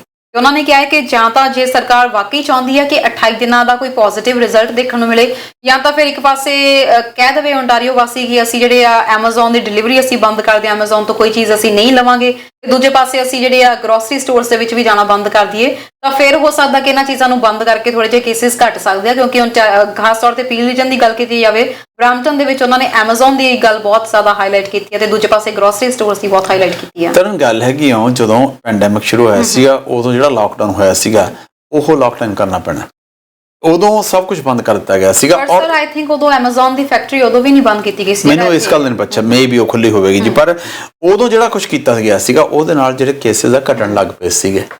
ਹੁਣ ਅੱਜ 1300 ਦੇ ਨੇੜੇ ਤੱਕ ਕੇਸ ਹੈਗੇ ਆ। 1500 1300 ਕੋਈ ਏਡਾ ਫਰਕ ਹੈ ਨਹੀਂ ਗਾ, ਕਿਉਂਕਿ ਕੱਲ ਜਿਹੜਾ ਨੰਬਰ ਸੀਗਾ ਉਹ ਗਲਤ ਆਇਆ ਹੋਇਆ ਸੀਗਾ, ਕਿਉਂਕਿ ਟਾਈਮਿੰਗ ਦਾ ਫਰਕ ਸੀਗਾ ਉਹ 'ਚ। ਅਜੇ ਇਟਸ ਨਾਟ ਅੰਡਰ ਕੰਟਰੋਲ। ਜੇ ਕੰਟਰੋਲ ਕਰਨ ਵਾਸਤੇ ਸੋ ਲੈਟਸ ਸੇ ਜਿਹੜਾ ਕੰਮ ਇਸ ਵੇਲੇ ਹੋ ਰਿਹਾ ਇਟ ਮੀਨਸ ਕੰਟਰੋਲ ਨਹੀਂ ਹੋ ਰਿਹਾ, ਸਾਨੂੰ ਇਹ ਤੋਂ ਕੁਝ ਬੈਟਰ ਕਰਨਾ ਪਵੇਗਾ। ਸਾਨੂੰ ਦੇਖਣਾ ਪਵੇਗਾ ਇਸ ਕਿਤੇ ਕਿਤੇ ਨੁਕਸ ਹੈ ਕਿ ਉਹ ਨੁਕਸ ਸਾਨੂੰ ਦੂਰ ਕਰਨੇ ਪੈਣਗੇ, ਔਰ ਜਿੰਨੀ ਛੇਤੀ ਕਰਾਂਗੇ ਉਨਾ ਬੈਟਰ ਹੋਏਗਾ। ਜਦੋਂ ਬਹੁਤ ਹੀ ਵੱਧ ਗਏ, ਜਿਹੜੀ ਪ੍ਰੈਡਿਕਸ਼ਨ ਹੈ ਅੰਟੈਰੀਓ ਦੀ 6000 a day ਹੈ, Canada the up to 60,000 a day ਹੈ। ਜਿਹੜੀਆਂ ਪ੍ਰੈਡਿਕਸ਼ਨਸ ਆ ਰਹੀਆਂ ਨੇ, ਉਹਨੂੰ ਕੰਟਰੋਲ ਕਿਵੇਂ ਕੀਤਾ ਜਾਵੇਗਾ? ਉਹਨੂੰ ਹੁਣੇ ਕੀਤਾ ਜਾਵੇਗਾ। ਇਹ ਤਾਂ ਨਹੀਂ 6000 ਦੇ ਆ ਕੇ ਕੰਟਰੋਲ ਕਰਨ ਲੱਗਾਂਗੇ, 6000 ਦੇ ਕੰਟਰੋਲ ਕਰਾਂਗੇ, ਇਹ ਨਹੀਂ ਉਦਣ ਹੀ 5900 5500 ਹੋਣ ਲੱਗ ਜਾਏਗਾ, ਇੱਕ ਵਾਰੀ ਤਾਂ ਫੇਰ ਵਧੇਗਾ। ਉਹਨਾਂ ਨੇ ਇਹ ਵੀ ਗੱਲ ਆਖੀ ਆ ਕਿ ਸਿੱਖ ਬੈਨੀਫਿਟਸ ਵੀ ਵਧਾਏ ਜਾਣੇ ਚਾਹੀਦੇ ਆ, ਦਿੱਤੇ ਜਾਣੇ ਚਾਹੀਦੇ ਆ, ਤਾਂ ਕਿ ਲੋਕੀ ਜੇ ਘਰ ਦੇ ਵਿੱਚ ਬੈਠਦੇ ਨੇ ਤਾਂ ਉਹਨਾਂ ਨੂੰ ਕਮ ਸੇ ਕਮ ਇਹ ਜ਼ਰੂਰ ਹੋਣਾ ਚਾਹੀਦਾ ਕਿ ਉਹਨਾਂ ਦੇ ਗਰੋਸਰੀ ਦੇ ਬਿਲਸ ਉਹ ਪੇ ਕਰ ਸਕਣ। ਦੂਜੀ ਗੱਲ ਉਹਨਾਂ ਨੇ ਹਾਈਲਾਈਟ ਕੀਤੀ ਹੈ ਕਿ ਜਿਵੇਂ ਬਰੈਂਪਟਨ ਦੇ ਇੱਕ ਏਰੀਆ ਦੇ ਵਿੱਚ, ਨਾਰਥ ਦੇ ਏਰੀਆ ਦੇ ਵਿੱਚ ਕਿਹਾ ਗਿਆ ਕਿ ਕੋਵਿਡ ਦੇ ਕੇਸਿਸ ਇੱਥੇ ਬਹੁਤ ਜ਼ਿਆਦਾ ਵੱਧ ਰਹੇ ਨੇ, ਆਈਸੋਲੇਸ਼ਨ ਸੈਂਟਰ ਉੱਥੇ ਜ਼ਰੂਰ ਹੋਣਾ ਚਾਹੀਦਾ, ਤੇ ਫੈਡਰਲ ਮਿਨਿਸਟਰ ਤੱਕ ਨੂੰ ਗੱਲ ਕੀਤੀ ਹੈ ਇਹਦੇ ਬਾਰੇ ਦੇ ਵਿੱਚ ਕਿ ਇੱਥੇ ਆਈਸੋਲੇਸ਼ਨ ਸੈਂਟਰ ਦੀ ਸਥਾਪਨਾ ਕੀਤੀ ਜਾਵੇ। ਕਰਨ ਦੇਖੋ, ਜਿਹੜੀ ਤੁਸੀਂ ਹੈਲਪ ਦੀ ਗੱਲ ਕਰਨੀ ਹੈ, ਇਸ ਵੇਲੇ ਸਮਾਂ ਹੈਗਾ ਜਿਹੜੀਆਂ ਮਿਊਨਿਸਪੈਲਿਟੀਜ਼ ਨੇ ਉਹ ਫੈਡਰਲ ਤੋਂ ਪੈਸੇ ਮੰਗਣ ਵੀ ਸਾਡੇ ਹੈਲਪ ਚਾਹੀਦੀ ਆ। ਹੈਲਪ ਕੀਤੀ ਜਾ ਸਭ ਤੋਂ ਸੌਖੀ ਹੈਲਪ ਪਤਾ ਕੀ ਆ? ਟੈਕਸ ਰਿਡਕਸ਼ਨ ਕਰ ਦਿਓ, ਪ੍ਰਾਪਰਟੀ ਟੈਕਸ ਆ ਉਹ ਘਟਾ ਦਿਓ, ਜਾਂ ਜਿਹੜਾ ਤੁਹਾਡੇ ਜਿਹੜੇ ਬਿਲਸ ਆ ਰਹੇ ਨੇ ਉਹਨਾਂ ਦੇ ਉੱਤੇ ਕੁਝ ਕਟੌਤੀ ਕਰ ਦਿਓ, ਅਸੀਂ ਤੁਸੀਂ 50% ਹੀ ਦੇਣਾ। ਇਹਨਾਂ ਨੂੰ ਤਾਂ ਕਰੋ ਨਾ, ਉਹ ਆਪਦੇ ਤਾਂ ਸਾਰੇ ਦੇ ਸਾਰੇ ਲਈ ਤੁਰੀ ਜਾ ਰਹੇ ਹਾਂ, ਤੁਸੀਂ ਕਸੂਰ ਦੂਜਿਆਂ ਦੇ ਕਰੀ ਜਾਣ। ਤੁਸੀਂ ਆਪਦਾ ਇਨਸੈਂਟਿਵ ਵੀ ਲਓ ਵੀ ਅਸੀਂ ਭਾਈ ਜਿਹੜਾ ਪ੍ਰਾਪਰਟੀ ਟੈਕਸ ਆ ਤੁਹਾਨੂੰ ਅਸੀਂ 1 ਮਹੀਨੇ ਦਾ ਮਾਫ ਕਰਤਾ, ਜਾਂ 2 ਮਹੀਨੇ ਦਾ ਮਾਫ ਕਰਤਾ, ਜਾਂ ਤੁਸੀਂ 4 ਮਹੀਨੇ ਅੱਧਾ ਹੀ ਜਾਣਾ। ਤੁਸੀਂ ਇਸ ਤਰ੍ਹਾਂ ਐਸੇ ਇਨਸੈਂਟਿਵ ਵੀ ਹੋਣੇ ਚਾਹੀਦੇ। ਇਕੱਲੇ ਆਪਦੇ ਤੋਂ ਦੂਜਿਆਂ ਦੇ ਅਗੇਂਸਟ ਹੀ ਬੋਲੀ ਤੁਰੇ ਜਾਣਾ, ਨੋ, ਆਪ ਵੀ ਇਨਸੈਂਟਿਵ ਕੋਈ ਸ਼ੋਅ ਕਰੋ, ਤਾਂ ਕਿ ਤੁਸੀਂ ਕੋਈ ਵੀ ਲੈ ਅਸੀਂ ਇੰਨਾ ਕਰਤਾ, ਫੈਡਰਲ ਨੂੰ ਕਿਹਾ ਕਹੋ ਤੇ ਪ੍ਰੋਵਿੰਸ ਨੂੰ ਕਹੋ, ਦੱਸੋ ਤੁਸੀਂ ਕੀ ਕਰਦੇ। ਇਹ ਵੀ ਕਰਨਾ ਚਾਹੀਦਾ ਨਾ। ਬਿਲਕੁਲ ਸਰ, ਪਰ ਨਾਲ ਦੀ ਉਹਨਾਂ ਨੇ ਇਹ ਵੀ ਜ਼ਰੂਰ ਆਖਿਆ ਕਿ ਜਿਵੇਂ ਆਈਸੋਲੇਸ਼ਨ ਸੈਂਟਰ ਸੀ, ਉਹਨਾਂ ਨੇ ਕਿਹਾ ਗੱਲ ਆਖੀ ਆ ਕਿ ਇੱਕ ਘਰ ਦੇ ਵਿੱਚ ਕਈ ਵਾਰੀ ਜ਼ਿਆਦਾ ਲੋਕ ਹੁੰਦੇ ਆ ਤੇ ਆਪਣੇ ਆਪ ਨੂੰ ਆਈਸੋਲੇਟ ਨਹੀਂ ਕਰ ਪਾਉਂਦਾ, ਸੋ ਇਸ ਲਈ ਜ਼ਰੂਰੀ ਹੈ ਕਿ ਆਈਸੋਲੇਸ਼ਨ ਸੈਂਟਰਸ ਹੋਣ ਜਿੱਥੇ ਜੇਕਰ ਕੋਈ ਐਵੇਂ ਦਾ ਪੇਸ਼ੈਂਟ ਹੈਗਾ ਆਪਣੇ ਆਪ ਨੂੰ ਆਈਸੋਲੇਟ ਕਰ ਸਕੇ ਤੇ ਬਾਕੀ ਦੇ ਸਿੰਪਟਮਸ ਬਾਕੀਆਂ ਤੱਕ ਨਾ ਪਹੁੰਚਣ। ਉਹ ਸਿੰਪਲ ਜੀ ਗੱਲ ਹੈ ਤੁਹਾਨੂੰ, ਕਿਉਂਕਿ ਇੱਥੇ ਆਪਣੀ ਹਾਊਸਿੰਗ ਦੀ ਪ੍ਰੋਬਲਮ ਹੈਗੀ ਹੈ, ਕਈਆਂ 'ਚ ਜਾਇਜ਼ ਜਾਂ ਕਈਆਂ 'ਚ ਨਾਜਾਇਜ਼, ਲੋਕੀ ਲੋੜੋਂ ਵੱਧ ਜਿੰਨੇ ਅਲਾਉਡ ਹੈਗੇ ਉਦੋਂ ਵੱਧ ਰਹਿ ਰਹੇ ਨੇ। ਇਸ ਗੱਲ ਦੇ ਉੱਤੇ ਮਿਊਨਿਸਪੈਲਿਟੀ ਨੂੰ ਕੰਟਰੋਲ ਕਰਨਾ ਚਾਹੀਦਾ ਵੀ ਇੱਥੇ ਉਹਨੇ ਵੱਧ ਲੋਕ ਹੈਗੇ ਨੇ ਤਾਂ ਉਹ ਆਈਸੋਲੇਟ ਕਿਵੇਂ ਕਰਨਗੇ। ਇਹ ਵੀ ਇੱਕ ਨੋਨ ਫੈਕਟ ਹੈ ਇਸ ਖਾਸ ਕਰਕੇ ਬਰੈਂਪਟਨ ਦੇ ਵਿੱਚ, ਕਿ ਇੱਥੋਂ ਦੇ ਆਮ ਘਰਾਂ ਦੇ ਵਿੱਚ, ਬਹੁਤ ਸਾਰੇ ਘਰਾਂ ਦੇ ਵਿੱਚ, ਬੜੀ ਵੱਡੀ ਗਿਣਤੀ ਦੇ ਵਿੱਚ ਜਿੰਨੇ ਘਰਾਂ ਵਾਸਤੇ ਉਹ ਜਿੰਨੇ ਲੋਕਾਂ ਵਾਸਤੇ ਉਹ ਘਰ ਬਣਿਆ ਹੋਇਆ, ਉਦੋਂ ਕਿਤੇ ਕਿਤੇ ਵੱਧ ਰਹਿ ਰਹੇ ਨੇ। ਇਸ ਚੀਜ਼ ਦਾ ਵੀ ਕੰਟਰੋਲ ਕਰਨਾ ਪਵੇਗਾ ਨਾ। ਇਹ ਉਹ ਤਾਂ ਨਹੀਂ ਕਹਿਣਾ ਬੜਾ ਸੌਖਾ, ਆਈਸੋਲੇਸ਼ਨ ਸੈਂਟਰ ਤਾਂ ਹੀ ਘਲਾਉਣ ਨੂੰ ਫਿਰਦੇ ਹੋ ਕਿ ਉੱਥੇ ਲੋਕ ਜ਼ਿਆਦਾ ਰਹਿ ਰਹੇ ਨੇ, ਕਿਉਂ ਨਾ ਉਸ ਚੀਜ਼ ਨੂੰ ਵੀ ਜੜ ਤੋਂ ਸੋਲਵ ਕੀਤਾ ਜਾਵੇ। ਤੁਹਾਡੇ ਕੋਲ ਹਾਊਸਿੰਗ ਦੀ ਪ੍ਰੋਬਲਮ ਹੈਗੀ ਆ, ਹੁਣ ਸਮਾਂ ਫੈਡਰਲ ਸਰਕਾਰ ਤੋਂ, ਪ੍ਰੋਵਿੰਸ਼ੀਅਲ ਸਰਕਾਰ ਤੋਂ ਪੈਸੇ ਮੰਗਣ ਦਾ, ਭਾਈ ਸਾਡੇ ਕੋਲ ਥਾਂ ਇਨਫ ਨਹੀਂ ਆ, ਅਸੀਂ ਲੋਕਾਂ ਨੂੰ ਰਹਿਣ ਵਾਸਤੇ ਯੂਨਿਟਸ ਬਣਨੇ ਚਾਹੀਦੇ, ਸਾਨੂੰ ਹੁਣੇ ਅਪਰੂਵ ਕਰੋ, ਕਿਉਂ ਨਹੀਂ ਕੀਤਾ ਜਾਣਾ ਚਾਹੀਦਾ। ਬਿਲਕੁਲ ਸਰ, ਤੇ ਉੱਥੇ ਦੂਜੇ ਪਾਸੇ ਗੱਲ ਕਰੀਏ, ਕੁਝ ਲੋਕਾਂ ਦੀ ਵੀ ਆਪਦੀ ਡਿਊਟੀ ਬਣਦੀ ਹੈ ਕਿ ਜੇਕਰ ਸਰਕਾਰ ਨੇ ਕੁਝ ਹਦਾਇਤਾਂ ਜਾਰੀ ਕੀਤੀਆਂ ਨੇ ਉਹਨਾਂ ਦਾ ਪਾਲਣ ਕੀਤਾ ਜਾਵੇ। ਕੱਲ ਵੀ ਅਸੀਂ ਇੱਕ ਖਬਰ ਜਿਹੜੀ ਸਾਂਝੀ ਕੀਤੀ ਸੀ ਟੋਰਾਂਟੋ ਦੇ ਇੱਕ ਰੈਸਟੋਰੈਂਟ ਨੂੰ ਲੈ ਕੇ, ਐਡਮਸਨ ਬਾਰਬੇਕਿਊ ਰੈਸਟੋਰੈਂਟ ਹੈ, ਜਿਨ੍ਹਾਂ ਨੇ ਸਰਕਾਰੀ ਹੁਕਮਾਂ ਦੇ ਬਾਵਜੂਦ ਜਿਹੜਾ ਡਾਈਨਿੰਗ ਦੀ ਸਰਵਿਸਿਜ਼ ਪ੍ਰੋਵਾਈਡ ਕਰਵਾਈਆਂ ਸੀ, ਜਿਸ ਤੋਂ ਬਾਅਦ ਸਿਟੀ ਨੇ ਜਿਹੜਾ ਧੱਕੇ ਨਾਲ ਉਸ ਰੈਸਟੋਰੈਂਟ ਨੂੰ ਬੰਦ ਕਰਵਾਉਣ ਦੀ ਕੋਸ਼ਿਸ਼ ਕੀਤੀ, ਪਰ ਸਰ ਸੁਣਨ ਦੇ ਵਿੱਚ ਆਇਆ ਕਿ ਦੁਬਾਰਾ ਇਹ ਖੁੱਲ ਗਿਆ ਹੈ। ਇਹ ਦੁਬਾਰੇ ਖੁੱਲਿਆ ਜੀ, ਦੁਬਾਰੇ ਬੰਦ ਹੋ ਗਿਆ, ਇਹਨੂੰ ਅੱਜ ਫੇਰ ਫਾਈਨ ਕਰ ਦਿੱਤਾ ਗਿਆ। ਉਹਦਾ ਹੁਣ ਟ੍ਰੈਂਡ ਕੁਝ ਹੋਰ ਹੋਣ ਲੱਗ ਪਿਆ, ਜਿਹੜੇ ਲੋਕ ਜਾ ਰਹੇ ਨੇ ਬਿਨਾਂ ਮਾਸਕ ਤੋਂ ਜਾ ਰਹੇ ਨੇ, so it's a kind of protest ਜੀ।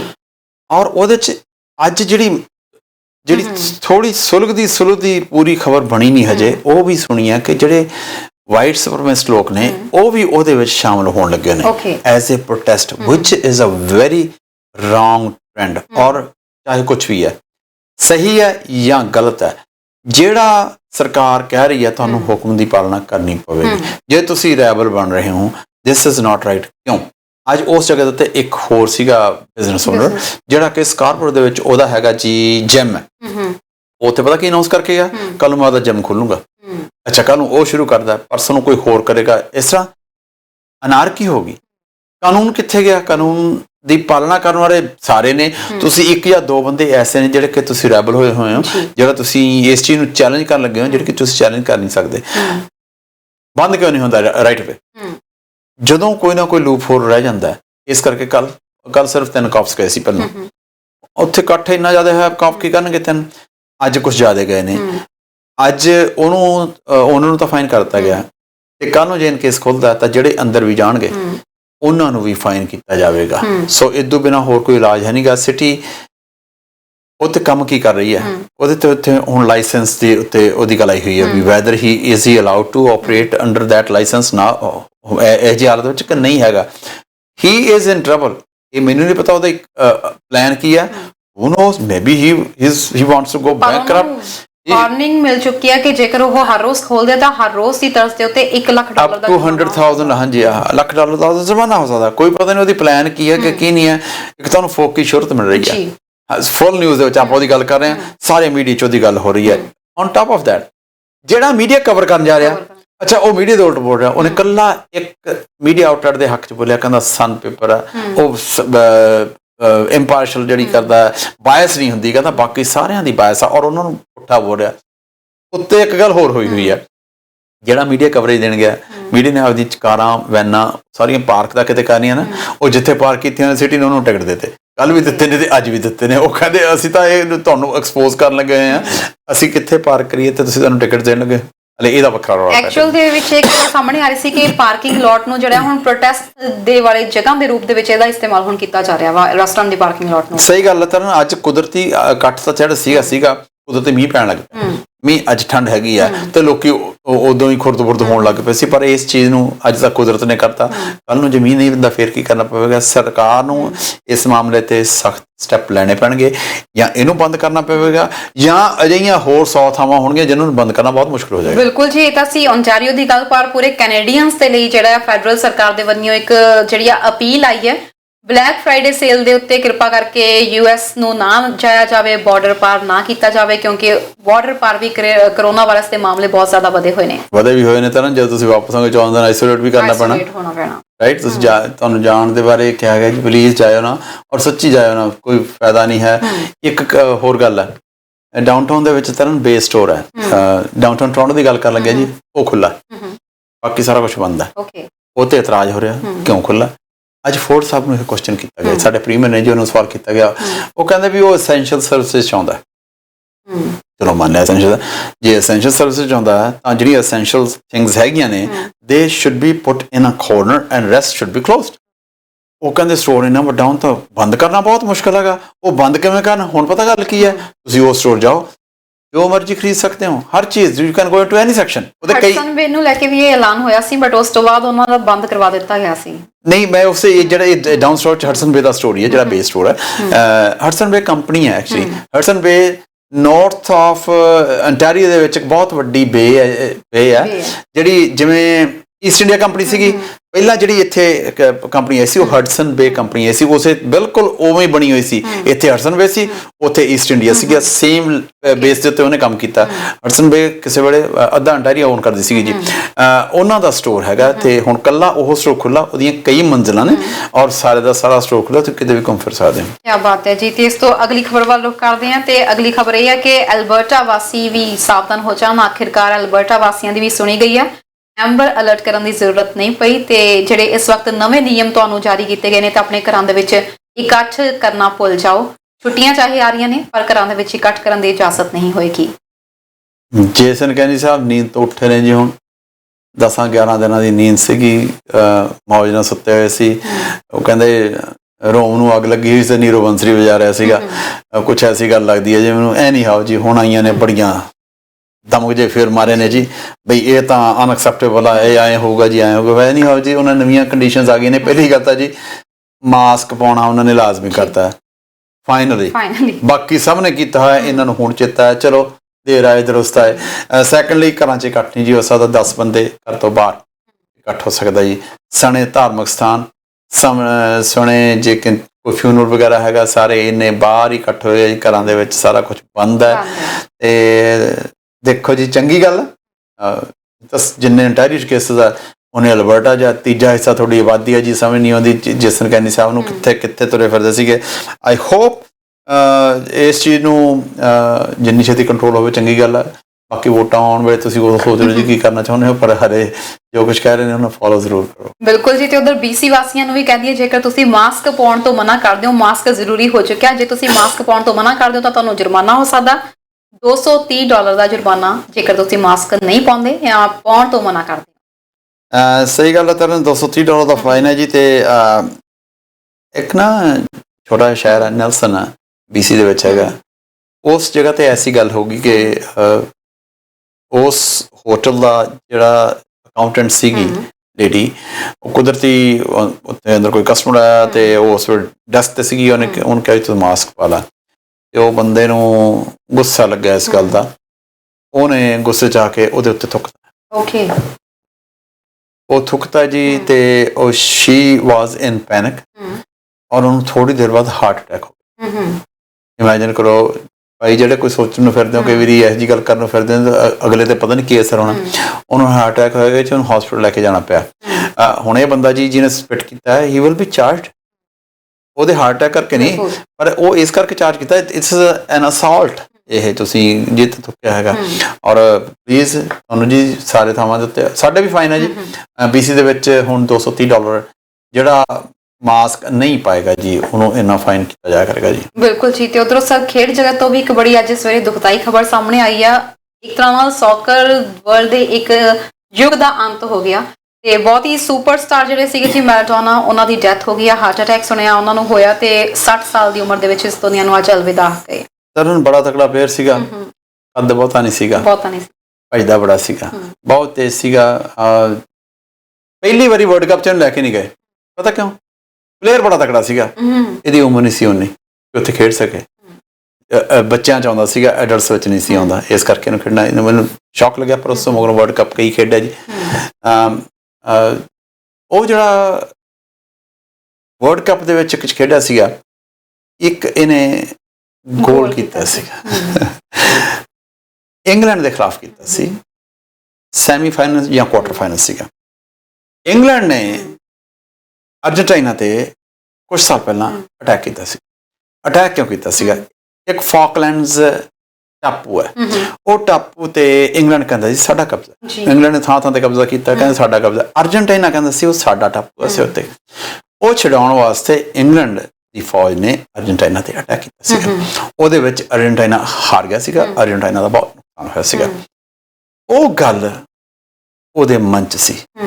ਅਰਜਨਟਾਈਨਾ ਤੇ ਇੰਗਲੈਂਡ ਦਾ ਮੈਚ ਸੀਗਾ, ਜਿਹੜਾ ਉਹ ਮੈਚ ਸੀਗਾ। ਉਹ ਮੈਚ ਦੇ ਵਿੱਚ ਉਦੋਂ ਪਹਿਲਾਂ ਇੱਕ ਅਰਜਨਟਾਈਨਾ ਦੇ ਅਗੇਂਸਟ ਮੈਰਾਡੋਨਾ ਨੇ ਗੋਲ ਕਰਤਾ ਸੀ।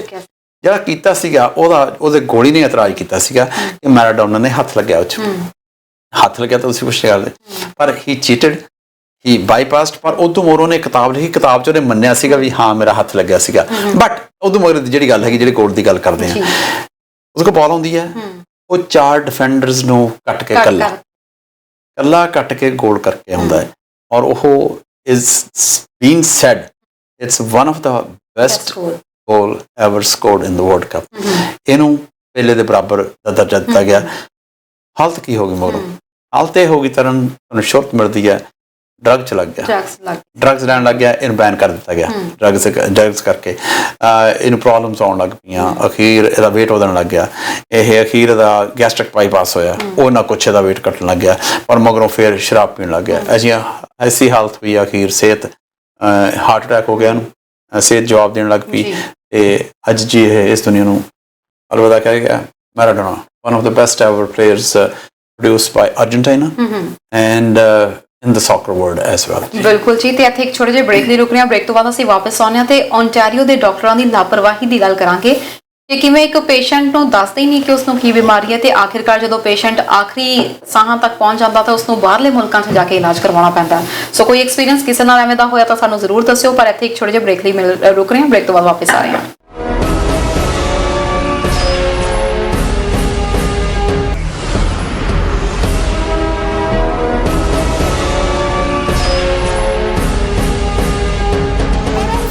LLC ਅਮਰੀਕਾ ਦੀ ਲੀਡਿੰਗ ਟਰੱਕਿੰਗ ਕੰਪਨੀਆਂ ਦੇ ਵਿੱਚੋਂ ਇੱਕ। ਇਹਨਾਂ ਨੂੰ ਚਾਹੀਦੇ ਨੇ ਓਨਰ ਆਪਰੇਟਰ ਅਤੇ ਟਰੱਕ ਡਰਾਈਵਰਸ। ਜੀ ਹਾਂ, ਜੇਕਰ ਤੁਸੀਂ ਹੋ owner operator, driver, solo team driver ਜਾਂ ਫਿਰ ਸੋਲੋ ਓਨਰ ਆਪਰੇਟਰ ਤਾਂ ਅੱਜ ਹੀ ਅਪਲਾਈ ਕਰੋ। ਕੰਪਨੀ ਦੀ ਆਪਣੀ ਬ੍ਰੋਕਰੇਜ, ਡਿਸਪੈਚ ਦੀ ਆਫਰ ਵੀ ਦਿੱਤੀ ਜਾਏਗੀ।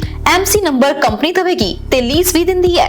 ਟਰੱਕ ਜਾਂ ਫਿਰ ਟ੍ਰੇਲਰ ਲੀਜ਼ ਜਾਂ ਫਿਰ ਰੈਂਟ ਤੇ ਲੈਣ ਵਿੱਚ ਵੀ ਮਦਦ ਕੀਤੀ ਜਾਏਗੀ। ਫ੍ਰੀ ELD ਡਿਸਕਾਊਂਟ ਤੇ 23 ਸੈਂਟ ਪਰ ਗੈਲਨ ਲੈਣ ਲਈ ਫਿਊਲ ਕਾਰਡ ਵੀ ਦਿੱਤਾ ਜਾਏਗਾ। ਕੰਪਨੀ ਕੋਸਟ ਟੂ ਕੋਸਟ ਤੇ ਮਿਡਵੈਸਟ ਵਿੱਚ ਕੰਮ ਕਰਦੀ ਹੈ। Brokerage and dispatch. ਵਧੇਰੇ ਜਾਣਕਾਰੀ ਲਈ ਅੱਜ ਹੀ ਸੰਪਰਕ ਕਰੋ ਅਮਨ ਸੋਹਤਾ ਜਾਂ ਫਿਰ ਗੁਰਮੀਤ ਬਰਾੜ ਦੇ ਨਾਲ। ਫੋਨ 919 793 3232। हर इंसान का फर्ज बनता है कि अपनी सेहत का ख्याल रखे। फिर भी अगर कोई छोटी तो छोटी वड्डी तो वड्डी नामुराद बीमारी ने घेर ही लिया है तो सिर्फ एक ही नाम जो सारी दुनिया तो लियांदियां जड़ियां बूटियां नाल बिना साइड इफेक्ट्स के इलाज करते हैं। सलाह मशवरे लिए सिर्फ एक बार फोन करो, हर इलाज संभव है। पुराना ते जानिया पछाणिया नाम है Paul and Paul herbal products. Call 1877-777-4400 और 9054051515। Paul and Paul herbal products. सतगुरु नानक प्रगटिया मिट्टी तुन जग चानन हुआ। गुरु प्यारी साध संगत जी, वाहिगुरु जी का खालसा, वाहिगुरु जी की फतेह। हर साल ਦੀ ਤਰ੍ਹਾਂ ਇਸ ਸਾਲ ਵੀ ਸੰਤ ਬਾਬਾ ਨਿਧਾਨ ਸਿੰਘ ਕਲਚਰਲ ਸੁਸਾਇਟੀ ਵੱਲੋਂ ਸ੍ਰੀ ਗੁਰੂ ਨਾਨਕ ਦੇਵ ਜੀ ਮਹਾਰਾਜ ਦਾ ਪ੍ਰਕਾਸ਼ ਦਿਹਾੜਾ 28, 29, 30 ਨਵੰਬਰ ਨੂੰ ਕੁਈਨਸ ਵਿਲੇਜ ਗੁਰੂ ਘਰ ਵਿਖੇ ਗੁਰਦੁਆਰਾ ਪ੍ਰਬੰਧਕ ਕਮੇਟੀ ਦੇ ਸਹਿਯੋਗ ਨਾਲ ਬੜੀ ਧੂਮਧਾਮ ਨਾਲ ਮਨਾਇਆ ਜਾਏਗਾ। ਪਰਿਵਾਰਾਂ ਸਮੇਤ ਹਾਜ਼ਰੀ ਭਰੋ ਤੇ ਆਪਣਾ ਜੀਵਨ ਸਫਲਾ ਕਰੋ ਜੀ। ਅਖੰਡ ਪਾਠ ਦੇ ਭੋਗ ਉਪਰੰਤ ਪੰਥ ਪ੍ਰਸਿੱਧ ਰਾਗੀ ਅਤੇ ਢਾਡੀ ਸਿੰਘ ਗੁਰਬਾਣੀ ਦਾ ਰਸ ਪੀਨਾ ਕੀਰਤਨ ਕਰਨਗੇ। ਗੁਰੂ ਕਾ ਲੰਗਰ ਟੁੱਟ ਵਰਤੇਗਾ ਤੇ ਗੁਰੂ ਜੀ ਦੇ ਕੀਤੇ ਸੱਚੇ ਸੌਦੇ ਨੂੰ ਲੱਖ ਲੱਖ ਪ੍ਰਣਾਮ ਕੀਤੀ ਜਾਏ।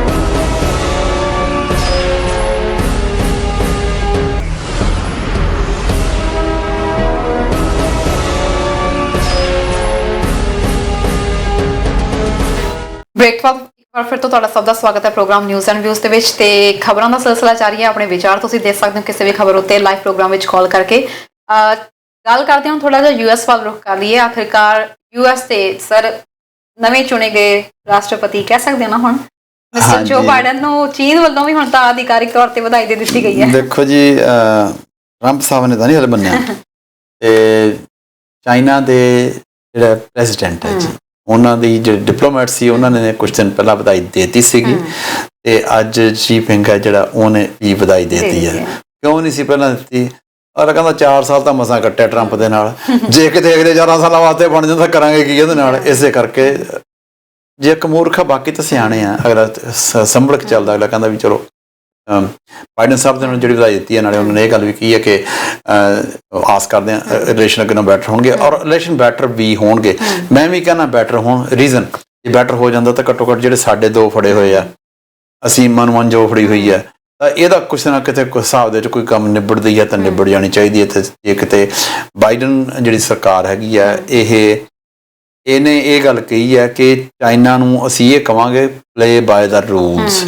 ਇਉਂ ਨਹੀਂ ਹੈ ਵੀ ਤੁਸੀਂ ਜੋ ਕੁਛ ਟਰੰਪ ਸਾਹਿਬ ਕਹਿ ਰਹੇ ਨੇ, ਜੇ ਬਾਏ ਦਾ ਰੂਲਸ ਹੈਗੇ ਨੇ ਤਾਂ ਡਿਪਲੋਮੇਸੀ ਦੇ ਵਿੱਚ ਕਈ ਥਾਵਾਂ ਤੇ ਰਾਜੀਨਾਮੇ ਹੋ ਜਾਂਦੇ ਹੁੰਦੇ ਆ, ਕੋਈ ਐਸੀ ਵੱਡੀ ਗੱਲ ਹੈ ਨਹੀਂ ਗੀ। ਸੋ ਜਿਹੜੀ ਮਨਮਨਜੋਤ ਦਾ ਜੇ ਕਿਤੇ ਕੋਈ ਰਾਜੀਨਾਮਾ ਹੋ ਜਾਂਦਾ, ਜਿਹੜੇ ਸਾਡੇ 2 ਫੜੇ ਹੋਏ ਨੇ, ਤਾਂ ਸਾਡੇ ਉਹ ਵਾਪਸ ਆ ਜਾਣਗੇ। ਚੰਗੀ ਗੱਲ ਹੈ। ਬੜੇ ਲੋਕਾਂ ਨੇ ਚਾਈਨਾ ਦੇ ਟ੍ਰਿਪ ਬੁੱਕ ਕਰਾਏ ਹੋਏ ਨੇ। ਤੁਹਾਨੂੰ ਹੋਰ ਦੱਸਾਂ, ਚਾਈਨਾ ਦੇ ਟ੍ਰਿਪ ਕਰਨ ਪਿਛਲੇ ਸਾਲਾਂ ਤੋਂ ਚਾਈਨਾ ਬਹੁਤ ਚੀਪ ਕੀਤਾ ਹੈ।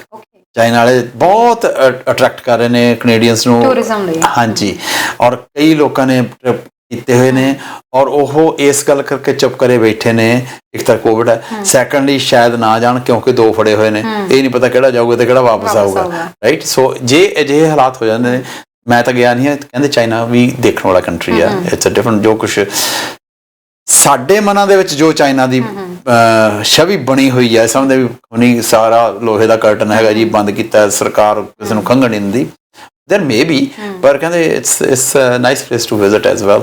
ਹੋ ਸਕਦਾ ਫਿਰ ਲੋਕੀ ਮੁੜ ਕੇ ਦੁਬਾਰੇ ਚਾਈਨਾ ਫਿਰ ਦੇਖਣ ਆਏ। ਬਿਲਕੁਲ ਜੀ। ਤੇ ਉਧਰ ਪਰ ਕਹਿੰਦੇ ਯੂਐਸ ਦਾ ਹੀ ਇੱਕ ਅਜਿਹਾ ਸਟੇਟ ਹੈ ਜੀ ਟੈਕਸਾਸ, ਜਿੱਥੇ ਕਿ ਇੱਕ ਜਗ੍ਹਾ ਆ ਐਲ ਪਾਸੋ, ਉੱਥੇ ਕਰੋਨਾ ਵਾਇਰਸ ਦੇ ਕਰਕੇ ਇਸ ਵਕਤ ਮੌਤਾਂ ਦੀ ਗਿਣਤੀ ਇੰਨੀ ਜ਼ਿਆਦਾ ਵੱਧ ਚੁੱਕੀ ਹੈ ਕਿ ਮੋਰਚਰੀਜ਼ ਦੇ ਵਿੱਚ ਡੈਡ ਬੋਡੀਜ਼ ਰੱਖਣ ਤੱਕ ਦੀ ਥਾਂ ਨਹੀਂ ਮਿਲੀ ਹੈਗੀ। ਸਰ ਕੀ ਕਹੋਗੇ? ਤਰਨ ਐਲ ਪਾਸੋ ਜਿਹੜਾ ਸਿਟੀ ਹੈ ਨਾ, ਇਹ ਮੈਕਸੀਕਨ ਬਾਰਡਰ ਦੇ ਨਾਲ ਲੱਗਦਾ। ਉੱਥੇ ਮੈਕਸੀਕਨਸ ਬਹੁਤ ਉੱਥੋਂ ਟਰੈਵਲ ਕਰਦੇ ਹੋਏ ਹੈਗੇ ਉੱਥੇ, ਔਰ ਉੱਥੇ ਜਿਹੜੀ ਪਰਸੈਂਟੇਜ ਆ ਬਹੁਤ ਵੱਡੀ। ਵੈਸੇ ਯੂਐਸ ਦੇ ਵਿੱਚ ਜਦੋਂ ਇਲੈਕਸ਼ਨ ਹੋ ਰਹੀ ਸੀ, ਉਦੋਂ ਜਿਹੜੀ ਡੈਥ ਦਾ ਰੇਟ ਸੀਗਾ 1000 ਅ ਡੇ ਸੀਗਾ। Yesterday it has gone over 2100 a day.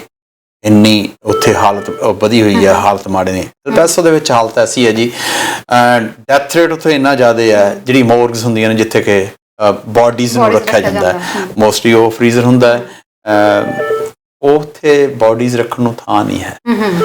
Trucks ਮੰਗਾਏ ਜਾ ਰਹੇ ਨੇ, ਜਿਹੜੇ ਫਰੀਜ਼ਰ ਵਾਲੇ ਟਰੱਕ ਨੇ, ਉਹਨਾਂ ਦੇ ਵਿੱਚ ਬੋਡੀਜ਼ ਰੱਖੀਆਂ ਜਾਣੀਆਂ। ਇਮੈਜਿਨ ਕਰੋ ਹਾਲਤ ਕਿੱਥੇ ਤੁਰੀ ਜਾ ਰਹੀ ਹੈ। ਐਂਡ ਟਰੰਪ ਸਾਹਿਬ ਨੂੰ ਹੁਣ ਤੱਕ ਵੀ ਇਸ ਗੱਲ ਦਾ ਕੋਈ ਗਿਆਨ ਨਹੀਂ ਹੈ ਕਿ ਹਾਲਤ ਕੀ ਹੋਈ ਹੈ। ਜੀ ਇੱਕ ਕਾਲਰ ਸਾਡੇ ਨਾਲ ਜੁੜ ਗਏ, ਉਹਨਾਂ ਨਾਲ ਗੱਲ ਕਰ ਲਈਏ। ਹੈਲੋ ਹੈਲੋ ਸਤਿ ਸ਼੍ਰੀ ਅਕਾਲ ਜੀ।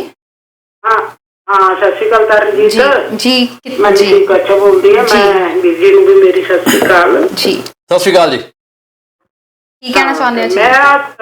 ਮੈਂ ਟਰੰਪ ਦੀ ਤੁਸੀਂ ਗੱਲ ਕਰ ਰਹੇ ਸੀ ਨਾ, ਜੀ। ਵੀ ਜਿਹੜਾ ਉਹਨਾਂ ਨੇ ਖੀਰ ਸਵੀਕਾਰ ਕਰ ਲਿਆ ਜਾਂ ਜੋ ਵੀ, ਜੀ ਪਰ ਜਿਹੜੀ ਇੰਟਰਨੈਸ਼ਨਲ ਪੱਧਰ ਤੇ ਇੱਕ ਉਹਨਾਂ ਦੀ ਕਿਰਕਰੀ ਹੋਈ ਆ, ਉਹ ਕਦੇ ਵੀ ਇਤਿਹਾਸ ਵਿੱਚ ਭੁੱਲੀ ਨਹੀਂ ਜਾਊਗੀ। ਬਿਲਕੁਲ, ਕਿਉਂਕਿ ਇੱਕ ਰਾਜਨੀਤਿਕ ਤੌਰ ਤੇ ਤੱਥ ਹਮੇਸ਼ਾ ਲਈ ਜੁੜ ਗਿਆ ਹੈਗਾ ਅਮਰੀਕਾ ਦੇ ਇਤਿਹਾਸ ਦੇ ਵਿੱਚ, ਵੀ ਆਹ ਟਾਈਮ ਸੀ ਉਦੋਂ ਆਹ ਗੱਲ ਹੋਈ ਸੀ।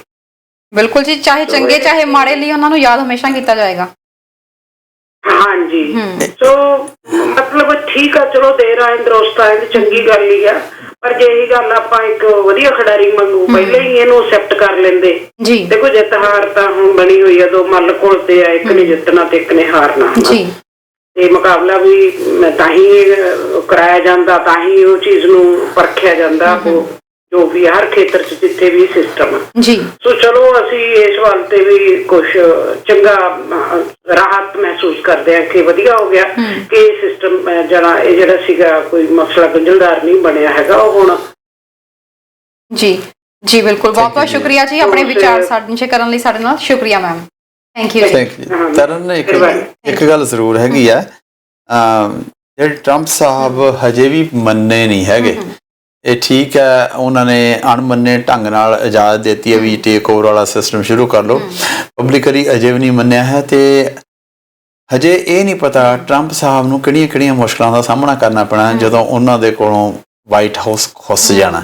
ਉਹਨਾਂ ਤੇ ਕੇਸ ਬੜੇ ਚੱਲ ਰਹੇ ਨੇ, ਉਹ ਫੈਡਰਲੀ ਜਿਹੜੇ ਕੇਸ ਆ ਉਹਨਾਂ ਦੇ ਵਿੱਚੋਂ ਤਾਂ ਸ਼ਾਇਦ ਨਿਕਲ ਜਾਣ। ਉਹ ਆਪਦੇ ਆਪ ਨੂੰ ਮੁਆਫੀ ਦੇ ਸਕਦੇ ਹੈਗੇ ਆ, ਦੇ ਸਕਦੇ ਜਾਂ ਨਹੀਂ ਦੇ ਸਕਦੇ, that is a controversy in itself as well. ਪਰ ਜਿਹੜੇ ਸਟੇਟ ਲੈਵਲ ਉੱਤੇ ਹੈਗੇ ਨੇ ਉਹ ਕੇਸਿਸ ਦੇ ਵਿੱਚ ਪਤਾ ਨਹੀਂ ਇਹਨਾਂ ਨੂੰ ਕਿੱਥੇ ਤੱਕ ਜਾਣਾ ਪਵੇਗਾ। ਕੁਝ ਐਕਸਪਰਟਸ ਇਹ ਵੀ ਕਹਿ ਰਹੇ ਨੇ ਕਿ ਸ਼ਾਇਦ ਟਰੰਪ ਸਾਹਿਬ ਨੂੰ ਜੇਲ੍ਹ ਹੋਵੇ, ਇਕੱਲੇ ਇਹਨਾਂ ਨੂੰ ਨਹੀਂ, ਇਹਨਾਂ ਦੇ ਹੋ ਸਕਦਾ ਕਿਸੇ ਇੱਕ ਦੋ ਪਰਿਵਾਰ ਦੇ ਮੈਂਬਰਾਂ ਨੂੰ ਵੀ ਸ਼ਾਇਦ ਇਹ ਗੱਲ ਹੋ ਜਾਵੇ। Let's see, it's going to be very interesting next few years ਜਿਹੜੇ ਹੋਣਗੇ, ਦੇਖਾਂਗੇ ਕੀ ਬਣਦਾ ਜੀ। ਬਿਲਕੁਲ ਜੀ, ਪਰ ਇੱਕ ਗੱਲ ਜ਼ਰੂਰ ਹੈ ਇੱਥੇ, ਮਿਸਿਸ ਗਰਚਾ ਅੱਗੇ ਵੀ ਸਾਨੂੰ ਕਈ ਵਾਰੀ ਕਈ ਪ੍ਰੋਗਰਾਮਸ 'ਚ ਕਾਲ ਕਰਦੇ ਰਹੇ ਨੇ, ਪਰ ਕਾਫੀ ਸਮੇਂ ਬਾਅਦ ਇਹਨਾਂ ਨੇ ਸਾਨੂੰ ਨਿਊਜ਼ ਐਂਡ ਵਿਊਜ਼ ਦੇ ਵਿੱਚ ਕਾਲ ਕੀਤੀ ਹੈ। ਜਦੋਂ ਫੀਮੇਲ ਸਪੈਸ਼ਲੀ ਪੋਲਿਟਿਕਸ ਦੇ ਵਿੱਚ ਇੰਟਰਸਟ ਲੈਂਦੀਆਂ ਨੇ, ਉਹ ਬਹੁਤ ਵਧੀਆ ਲੱਗਦਾ ਹੈ। This is a very nice thing. ਹਾਂਜੀ, ਔਰ ਜਿਹੜੇ ਤੁਸੀਂ ਕਮੈਂਟਸ ਦਿੱਤੇ ਨੇ ਜੀ, just like an expert, thank you, so nice of you. ਬਿਲਕੁਲ ਜੀ, ਤੇ ਨੈਕਸਟ ਅਸੀਂ ਖਬਰ ਸਾਂਝੀ ਕਰਦੇ ਹਾਂ ਜੀ ਓਨਟਾਰੀਓ ਦੀ। ਜਿਵੇਂ ਅਸੀਂ ਗੱਲਬਾਤ ਕਰ ਰਹੇ ਸੀ, ਤੁਹਾਡੇ ਨਾਲ ਕੋਈ ਐਵੇਂ ਦਾ ਐਕਸਪੀਰੀਅੰਸ ਹੋਇਆ ਹੋਵੇ ਤਾਂ ਸਾਡੇ ਨਾਲ ਸਾਂਝਾ ਜ਼ਰੂਰ ਕਰਿਓ। ਓਨਟਾਰੀਓ ਦੀ ਇੱਕ 25 ਸਾਲ ਦੀ ਇੱਕ ਲੜਕੀ ਜੀ, ਉਹਨਾਂ ਨੂੰ ਕਿਡਨੀ ਨਾਲ ਸੰਬੰਧਿਤ ਕੋਈ ਰੋਗ ਹੋ ਗਿਆ। ਡਾਕਟਰਸ ਦੇ ਨਾਲ ਕਾਫੀ ਜ਼ਿਆਦਾ ਗੱਲਬਾਤ ਕੀਤੀ ਤੇ ਉਸ ਤੋਂ ਬਾਅਦ ਡਾਕਟਰਸ ਨੇ ਕੋਈ ਪੱਲਾ ਨਹੀਂ ਪੜਾਇਆ, ਉਹਦੇ ਸਿੰਪਟਮਸ ਨੂੰ ਵੀ ਜਿਹੜਾ ਇਗਨੋਰ ਕਰਦੇ ਰਹੇ।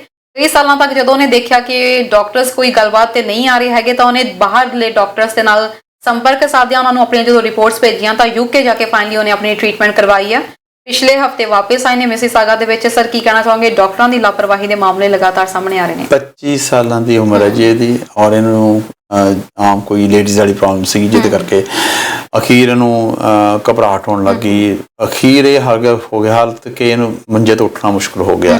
ਇਹਨੂੰ ਹਰ ਥਾਂ ਤੇ ਹੈਲਪ ਚਾਹੀਦੀ ਸੀਗੀ, ਔਰ ਇਹਨੇ ਜਿਹੜੀ ਇਹਨੂੰ ਪ੍ਰੋਬਲਮ ਸੀਗੀ, ਇਹਨੇ ਉਸ ਪ੍ਰੋਬਲਮ ਨੂੰ ਜਦੋਂ ਆਨਲਾਈਨ ਸਰਚ ਕੀਤਾ ਤਾਂ ਫੇਸਬੁੱਕ ਗਰੁੱਪ ਮਿਲ ਗਿਆ ਜਿਨ੍ਹਾਂ ਨੇ ਪ੍ਰੋਬਲਮ ਆਈ ਹੋਈ ਹੈ।